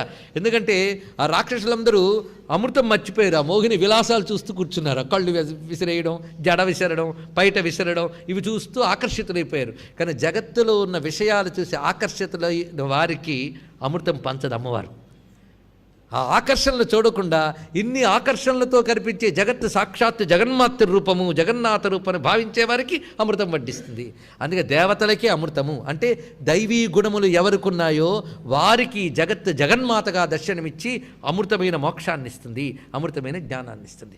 ఆసురీ గుణాలు ఎవరికున్నాయో వారికి జగత్తు జగన్మోహినిగా మరింత మోహంలో ముంచి చెప్పిస్తుంది. అర్థం కాలేదా? అర్థం కాకపోతే మోహినిగానే ఉందని అర్థం, అర్థమైతే జగన్మాతగా ఉందని అర్థం. ఇప్పుడు అర్థమైపోయి ఉంటుంది అందరికీ. కనుక అమ్మవారు మనకు అమృతం వడ్డించాలి అంటే, అంటే జ్ఞానం కానీ మోక్షం కానీ అనుగ్రహం కానీ ఇవ్వాలి అంటే ఆవిడ జగన్మాతృభావనతో చూడాలి. మాయా విలాస నటనంలో పడరాదు. అది జగన్మోహిని అనే నామంలో ఉన్నటువంటి విషయం. ఇది అమ్మవారు రెండవ అవతారంగా చెప్పడంలో ఋషి యొక్క హృదయం ఏదో అర్థం చేసుకోవాలి. అలాగని విష్ణువుకి శక్తికి భేదము లేదని చూపిస్తున్నారు. అందుకే శక్తి పూజ లేకుండా శివ పూజ చేయకూడదు అంటే విష్ణువు లేకుండా శివుడు లేడు, శివుడు లేకుండా విష్ణువు లేడని చెప్పడమే. ఇది తెలుసుకోవాలి. విష్ణువు యొక్క స్త్రీ రూపాన్ని ఉపాసిస్తే దాని పేరు శ్రీ విద్య, ఇది తెలుసుకోవాల్సింది. అందుకే ఇదంతా విష్ణు శాస్త్రమే. మరి అమ్మవారికి శివుడికి భేదం లేదు కదండి, అందుకే విష్ణువుకి శివుడికి భేదం లేదు, అంతే. ఇక్కడ శక్తికి శివునికి భేదం లేదు, శక్తే విష్ణువు కనుక విష్ణువునికి శివునికి భేదం లేదు. A equal B, B equal C అయితే ఏ ఈజ్వల్ సి కదా, అది అనమాట ఇక్కడ అర్థం. ఈ విధంగా మనకి మోహిని అనే నామానికి అర్థం చెప్పుకుని కమలాక్ష నిషేవిత తర్వాత మోహిని రావడంలో అందం మళ్ళీ చూడండి. ఇక్కడ కమలాక్ష నిషేవిత తాంబూల పూరితుముఖి, తాంబూల పూరితుముఖి నుంచి మోహిని వేషం వచ్చేసింది అప్పుడే. తాంబూల పూరితుముఖి దాడిమీకు సుప్రభ మృగాక్షి, ఈ తల్లి మోహిని. అంటే మోహిని రూపం ఎవరిది? ఇప్పుడు అమ్మవారిది. ఆ రూపం ఎవరు ధరించారు? విష్ణువు. ఇప్పుడు రండి, హరిస్త్వామారాధ్య ప్రణత జన సౌభాగ్య జననీం. అందుకే హరిస్త్వామారాధ్య అంటే కమలాక్ష నిషేవిత, ప్రణత జన సౌభాగ్య జననీం అంటే మోహిని. ఎంత స్పష్టంగా సరిపోయిందో ఆ శ్లోకం ఇక్కడ చూడండి, ఎంత ఔచితీమంతంగా కూర్చారో ఇక్కడ వసిన్యాది వాగ్దేవతలు. ముక్ష తర్వాత మాట ఇక్కడ ఎంత గొప్ప విషయం ఇది. ముక్ష అమ్మవారు ముఖ్య, ముఖ్యస్వరూపిణి గనక ముక్ష. ముఖ్యం అంటే అందరికీ తెలుసు ప్రధానము అని అర్థం. ఈ జగత్తంతటికి ఆవిడే ప్రధానం అండి, ఆవిడ మూల వస్తువు, ఆవిడ తర్వాత ఈ ప్రపంచం. అంతేకాదు ఈ ప్రపంచం అంతా కలిసి మంద, దీనిలో నువ్వు లెక్క పెట్టదగ్గ వస్తువు అది ఒక్కటే. మొట్టమొదట కాదు, ప్రధానముగా లెక్క పెట్టవలసింది అదే. ఏది? చైతన్యము, అదే ముఖ్యము. మన శరీరంలో ముఖ్య ప్రాణము, ముఖ్యమైన ఆత్మ, అందుకే ముఖ్యమైనదంతా అమ్మవారు. ముఖ్య అంటే ప్రధానమైనది, మూలమైనది, ఇది ఒక అర్థం. ముఖము అంటే ఏమని చెప్పుకున్నాం మనం? నోరు. ముఖ్య అంటే నోటు నుంచి వెలువడినటువంటి వాగ్దేవత, అది ఇక్కడ ప్రధాన. ముఖ్య అంటే వాగ్దేవత, ఇది దీనికి మరొక అర్థం. మృడాని తర్వాతి మాట. ఎందుకంటే విష్ణువు అనగానే సత్వగుణం, సత్వగుణంతో కూడిన శివశక్తికి మృడా అని అంటారు, ఇది తెలుసుకోవాల్సింది. జనసుఖ కృతే సత్వోద్రిక్తౌ మృడాయ నమో నమః. జనులకు సుఖం కలిగించడం విష్ణువు యొక్క లక్షణం, సత్వగుణం. అందుకే కమలాక్ష నిషేవిత విద్యకి మృడస్వరూపం అనుబంధం. అందుకే మృడాని. మృడ అనే శబ్దానికి అర్థం ఆనందము, ఇది అర్థం తెలుసుకోవాల్సింది. సుఖింపజేయుట, సుఖింపజేసేవాడు మృడు అంటే అందరికీ ఆనందం ఇచ్చేవాడు అని అర్థం. మనం చెప్పుకున్న మృడేశ్వర క్షేత్రం ఉంది గోకర్ణానికి దగ్గర, మృడేశ్వర అని ఉంది. దాన్ని మురుడేశ్వర అంటూ ఉంటారు కొంతమంది, చాలా పాపం తెలియదు వాళ్ళకి. దాని పేరు మృడేశ్వరుడు. మృడ శివునికున్న పేరులో మృడ. ఇక్కడ ఒక అద్భుతమైన ఒక మంత్ర రహస్యం దాగి ఉన్నదండి. ఇది వ్యాఖ్యానార్థం చెప్తున్నాం కనుక స్వరనియమం అక్కర్లేదు, పదాలు చూద్దాం. యాతే రుద్ర శివా తను శివా విశ్వాహ భేషజీ శివా రుద్రస్య భేషజీ తయానో మృడ జీవసే. ఇది వేదమంత్రం. ఇది చాలా చమత్కారమైన మంత్రం, చూడాలి. హే రుద్ర, నీ యొక్క శివాతనువు ఏదుందో చూడండి. ఎవరికైతే రసం గ్రహించగలిగే ఔచిత్యం తెలిసినటువంటి బుద్ధి ఉంటుందో, ఏకాగ్రత ఉంటుందో, భక్తి ఉంటుందో వాళ్ళకి ఇది చాలా రసికత్వంగా హాయిగా ఉంటుంది. లేని వాళ్ళకి విసుగు రావచ్చు. ఎవరు ఇందాక పాపం విసుగు వచ్చిన ఆయన అప్పుడే లేచి వెళ్ళాడు, అలాంటి వాళ్ళు ఉంటూ ఉంటారు. వదిలేద్దాం. ఎవడో ఒక్కడి వల్ల అందరినీ అనడం కాదు, కానీ అటెంటివ్గా ఉంటే ఇందులో ఉన్న అందం చూడొచ్చు. అది ఇక్కడ చెప్తున్న అద్భుతమైన విషయం ఇది.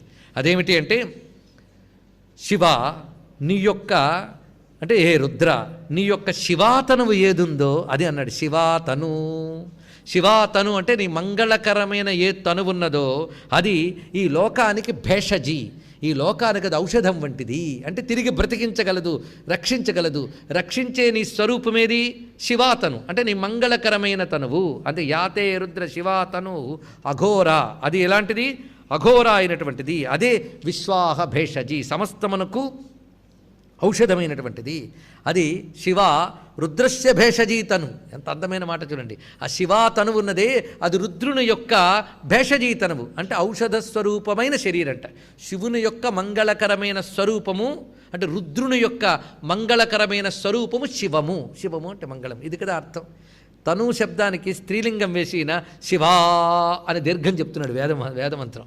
అంటే శివ అంటే అమ్మవారు, కానీ అక్కడ అర్థంలో మన మంగళకరమైన శరీరం అని అర్థంలో చెప్పుకోవచ్చు. కానీ ఋషి ఎంత చమత్కారి అంటే మంగళకరమైన శరీరము అని చెప్పుకోవచ్చు. రుద్రుని యొక్క శివాతనువు అంటే స్త్రీ రూపమైన లలితారూపం ఉన్నదే, అది లలితారూపము విశ్వస్య భేషజీ, ఈ సమస్తమును రక్షించేటువంటి ఔషధ స్వరూపము. అది ఇందులో మాట. తయానో మృడ జీవసే, మృడా దానివల్లనే మేమందరం జీవిస్తున్నామయ్యా. అంటే ప్రపంచాన్నంతటినీ జీవింపజేసేటటువంటి ఈశ్వరుని యొక్క శివాతనువు ఏదైతే ఉన్నదో అదే మృడా అని చెప్పబడుతుంది. అందుకే మృడాని, మృడుని యొక్క శక్తి కనుక మృడాని, స్త్రీలింగ శబ్దం ఇది కనుక ఆనంద స్వరూపిణి. మృడాని అంటే ఏమొస్తుంది? అంతే స్పష్టం. ఆనంద స్వరూపిణి ధ్యానిస్తే ఆనందం వస్తుంది, చెప్పడానికి ఏముందండి. అందుకు మృడాని మిత్రరూపిణి, చాలా గొప్ప మాట ఇది. మిత్రరూపిణి, ఇది బాగా ఆలోచించుకోవాలి. అమ్మవారు ఎప్పుడు మిత్రరూపిణి. ఆవిడకి ఎవరి పట్ల శత్రుత్వం అనేది ఉండదు. ఆమె మిత్రురాలు, సహజంగా మిత్రురాలట ఆవిడ. మిత్రులంటే ఏమిటి?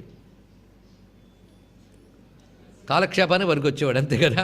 కొందరు కొన్ని కాలక్షేపాలకు పక్కన కంపెనీ లేకపోతే తోచదు. వీళ్ళెవరు మిత్రులు కాదండి. మిత్రుడికి ఉండవలసిన లక్షణములు ఉన్నాయి, అవన్నీ అమ్మవారి దగ్గర ఉన్నాయట. నిజానికి ఆవిడే మిత్రురాలు. కొత్తగా మిత్రురాలు కాక్కర్లేదు, ఆవిడ స్వరూపమే మిత్రరూపిణి. ఇది చాలా గొప్ప మాట. ఈ మిత్రరూపిణి అనే మాట కృష్ణ పరమాత్మ గీతలో చెప్తాడు. భోక్తారం యజ్ఞ తపస సర్వలోక మహేశ్వరం సుహృదం సర్వభూతానాం జ్ఞాత్వా మాం శాంతి మృచ్చతి. అక్కడ చెప్తాడు ఏమనంటే, అందరికీ నేను మిత్రుణ్ణని ఎవరు తెలుసుకుంటున్నారో వాళ్ళు శాంతిని పొందుతారు. కృష్ణుడు జాగ్రత్తగా అన్న మాటను జాగ్రత్తగా వినండి. మనం పైపైన వింటాం, అదే అర్థమైపోవాలని అఘోరిస్తాం. వచ్చింది బాధ. ఏమంటున్నాడో వినండి జాగ్రత్తగా స్వామి. సుహృదం సర్వభూతానాం జ్ఞాత్వా మాం శాంతి మృచ్చతి. నేను అందరికీ స్నేహితుణ్ణి అని ఎవరు తెలుసుకుంటున్నారో వారు శాంతిని పొందుతున్నారు అన్నాడు. ఆ మాటలో ఉంది అందం. అంటే పరమాత్మ అందరికీ స్నేహితుడే, అంతేగాని ఆయన ఎవరు ఆయనకి దండం పెడుదరో వారు మాత్రమే ఆయనకి మిత్రులు, వారికి మాత్రమే ఆయన మిత్రుడు అని చెప్పలేదు ఇక్కడ. ఆయన అందరికీ మిత్రుడేట అని ఎవరు తెలుసుకుంటున్నారో వారు శాంతిని పొందుతున్నారు. అది ఇక్కడ. కనుక ఆయన మిత్రత్వం తెలుసుకోవాలి, అదొక్కటే మన దగ్గర మిగిలింది. మిత్రుడు అంటే లోకానికి హితం కలిగించేవాడు. మరి నాకు చాలా బాధలు పెట్టాడండి, అవి కూడా హితం కోసమే అనుకుంటే అయిపోయింది. మిత్రుడు ఎప్పుడు హితం కోసమే చెప్తాడు కనుక అవి కూడా నీ హితం కోసమే చేశాడు. అది దీన్నే సఖ్యాశక్తి భక్తి అంటారండి. సఖ్యాశక్తిలో నీకు ఏది జరిగినా భగవంతుడు నీ మంచి కోసం చేశాడు అనుకోవాలట, అది సఖ్యాశక్తి అంటే. అటువంటి వాడి కంప్లైంట్లు ఉండదు భగవంతుడి మీద, ఇది తెలుసుకోండి. కంప్లైంట్ ఉండదు, రిపోర్ట్ ఉండదు. భగవంతుడు ఇచ్చాడా, ఎందుకో మంచిగా ఇచ్చుంటాడులే, ఎందుకంటే నా గురించి నాకంటే ఆయనకు ఎక్కువ తెలుసు. అది అలా అనుకున్న వాడికి తప్పకుండా ఎప్పుడూ కనిపెట్టుకుంటాడట. ఎందుకంటే వీడికి నేను ఏది ఇచ్చినా నా ట్యాగ్ పెట్టేస్తున్నాడు అనుకుంటాడు ఆయన. దుఃఖం వచ్చిందనుకోండి, భగవంతుడు ఇచ్చాడు, అరే ఏది ఇచ్చినా నా పేరు పెట్టేస్తున్నాడే, కాబట్టి నేను అన్ని వీడికి మంచే చేయాలి అనుకుంటాడు. అది కూడా ఉన్నది ఇక్కడ. అందుకే మిత్రరూపిణి అనే మాట ఎంత గొప్ప ఉందండి. ప్రపంచంలో అందరికీ ఆయన సుహృత్తు ఎప్పుడు మంచి కోరతాడు. మిత్రుడికి కొన్ని లక్షణాలు ఉంటాయి చూడండి ఇక్కడ. అదేమిటంటే పాపాన్నివారయతి యోజయతే హితాయ గుహ్యాన్ని గూహతి గుణాన్ ప్రకటీకరోతి అపత్సు చైవ నజహాతి దదాతి కామాన్ సన్మిత్రలక్షణమిదం ప్రవదంతి సంతః. భర్తృహరి చెప్తున్నాడు మిత్రుడికి ఉండాల్సిన 6 లక్షణాలు. ఇవి ఉంటే మిత్రుడని చెప్పాలట. మొట్టమొదట పాపాన్నివారయతి, మిత్రుడికి ఉండవలసింది నువ్వు పాపం చెయ్యకుండా ఆపాలి. నీ చేత తప్పు చేయకుండా గమనించుకోవడం మొట్టమొదటి పాపాన్ని వారయతి. అంతేకాదు యోజయతే హితాయ, నీకేది హితమో ఏది మేలు చేస్తుందో దానిని నీ చేత చేయించాలి, అది నీకు ఇవ్వాలి. అర్థమవుతుంది కదా. ముందు పాపం చెయ్యకుండా ఆపాలి, మంచి నీ చేత చేయించాలి. యోజయతే హితాయ గుహ్యాన్ని గూహతి, నీ రహస్యాన్ని కాపాడాలి. అది చాలా సీక్రెసీ. ఎందుకంటే ఎవరి దగ్గర తప్పులు ఉంటాయి, కానీ తన మిత్రుడి తప్పును మాత్రం బయట పెట్టకూడదట. ఇది తెలుసుకోవాల్సింది. వీళ్ళలో ఏవో తప్పులు ఉన్నాయి, అవి పెడితే వీడికి అపకీర్తి వస్తుంది. కనుక వీడి జీవితంలో ఎక్కడో అపకీర్తికరమైన సంఘటన ఉన్నప్పటికీ బయట పెట్టకూడదు. అందుకే మిత్రుడు తప్పు ఉంటే పబ్లిక్లో తిట్టకూడదట, మిత్రుడు గుణం ఉంటే పబ్లిక్లో చెప్పాలట, దోషం ఉంటే ప్రైవేట్గా చెప్పాలట. ఇది చూడండి, రివర్స్ చేయడం కాదు ఇక్కడ. అమ్మవారు ఏంటంటే వాడిలో ఏవైనా దోషం ఉంటే వాడు అంతరంగంలో ఉంటూ హెచ్చరిస్తూ బాగు చేస్తుంది తప్ప బయట పెట్టదండి. తన భక్తుడికి అపకీర్తి తేదు. అందుకే గుహ్యాన్ని గూహతి గుణాన్ ప్రకటీకరోతి, వాడు గుణాలు ఏమున్నాయో బయటకు తెగ చూపిస్తుందిట. ఇది ఎలాగంటే అంత విషం ఉంటే దాన్ని ఇంత చేసి లోపల దాచేసేట శివుడు. ఇంతే ఉంది చంద్రవంక, దాన్ని మాత్రం బయట పెట్టి చూపిస్తున్నట్ట. అలాగా తన భక్తుడి దగ్గర కొద్దిపాటు గుణం ఉంటే దాన్ని నెత్తికెక్కించుకు చూపిస్తాట. అంత దోషమున్నా లోపల నిగ్రహించేస్తాటండి పరమాత్మ. ఎంత దయామయుడు చూడండి ఇక్కడ. అది దయ. అందు గుహ్యాన్ నిగూహతి గుణాన్ ప్రకటీకరోతి, రహస్యాన్ని దాస్తాడు, గుణాల్ని ప్రకటిస్తాడు. ఆపత్సు సైవ నజహాతి. తర్వాత మాట, ఆపదలు వచ్చినప్పుడు అసలు విడిచిపెట్టట. కొందరు మిత్రులు ఉంటారు నెమ్మది మీద జారుకునేవాళ్ళు. గజేంద్రుడిని మొసలు పట్టినప్పుడు తోటి ఆడయోనుగులన్నీ ఒడ్డుకుపోయేట. మళ్ళీ ఆయన వదిలి మమ్మల్ని ఎక్కడ పడుతుందో అని. వీళ్ళ మిత్రులు, వీళ్ళ బంధువులు, వీళ్ళ మన వాళ్ళు, వీళ్ళ మన చుట్టాలు. అమ్మండి అసలు చుట్టం. ఆపత్సు సైవ నజహాతి, ఆపదలు కలిగినప్పుడు విడిచిపెట్టదు. దదాతి కామాన్, ఎప్పుడు ఏది అవసరం అది ఇస్తుంది. ఇప్పుడు 6 లక్షణాలు చూడండి. పాపాన్ని నివారయతి, పాపాలు పోగొడుతుంది. యోజయతే హితాయ, ఏది హితమో అది చేయిస్తుంది. గుహ్యాన్ని గూహతి, గుహ్యములైనవి దాచిపెడుతుంది. గుణాన్ ప్రకటీకరోతి, గుణాల్ని బయటపెడుతుంది, తెలియజేస్తుంది. ఆపత్సు చైవ నజహాతి, ఆపదలు కలిగినప్పుడు విడిచిపెట్టదు. దదాతి కామాన్, వాడికి కావలసినవి ఇస్తుంది. ఈ 6 లక్షణాలు కనివారిని సన్మిత్రుడు అంటారు అన్నారు. ఇప్పుడు 6 లక్షణాలు ఎవరి దగ్గర ఉన్నాయి పుష్కలంగా? అమ్మవారి దగ్గర ఉన్నాయి. ఇప్పుడు చెప్పండి, మిత్రరూపిణి అవునా కాదా? అందుకు మిత్రరూపిణి ఎప్పుడు ఈ విధంగా కాపాడుకుంటుంది కనుక మిత్రరూపిణి. ఇక్కడితో అయిపోయిందా? మిత్రరూపిణి అంటే ఆ విమర్శ రూపిణైన తల్లి ఆదిత్య మండలంలో ఉండి మనల్ని అనుగ్రహిస్తున్నది. అందుకే సూర్యభగవాను అమ్మని చూడాలి. అను మిత్ర అని చెప్పారేంటంటే ద్వాదశాదిత్యులకు మరొక లెక్కలో మిత్ర రవి సూర్య భాను కగపూష హిరణ్య గర్భ మరీత్యాదిత్య సవిత్రక భాస్కరేభ్యో నమః. 12 ఆదిత్యులు. మిత్రాయ నమః, రవయే నమః, సూర్యాయ నమః, భానవే నమః, ఖగాయ నమః, పూష్ణే నమః. ఈ మొత్తం 12 మొదటి చెప్పారు అంటే దానితో మొదలుకొని అని అర్థం. కనుక మిత్ర రూపిణి అంటే మిత్రుడు మొదలుగా ద్వాదశాదిత్య రూపములతో ఉన్నటువంటి తల్లి, ఆదిత్య మండలంలో ఉన్నటువంటి జగదంబ. ఎందుకంటే ఆ విమర్శ రూపిణి అయిన తల్లి అక్కడి నుంచే ప్రసరిస్తూ మనకు వస్తుంది కనుక విమర్శ రూపిణి అయిన విద్యయే మిత్ర రూపిణి అనగా ఆదిత్య రూపిణి. ఈ 6 లక్షణాలు ఆదిత్య భగవానుడికి ఉన్నాయటండి. అందుకు ఆదిత్యుడిని శివుడని, విష్ణువని, అమ్మని ఎవరు ఆశ్రయిస్తారో ఆ మండలం నుంచే అమ్మవారు కాపాడుతున్నారు, భానుమండల మధ్యస్థ. గనక అటువంటి తల్లికి నమస్కారం చేసుకుని మిత్ర రూపిణి అని అమ్మవారి చరణాలను ఆశ్రయిస్తూ తిరిగి రేపటి రోజున మిగిలిన నామాలు చెప్పుకుందాం. సర్వం శ్రీ లలితాదేవి చరణారవిందార్పణమస్తు. స్వస్తి.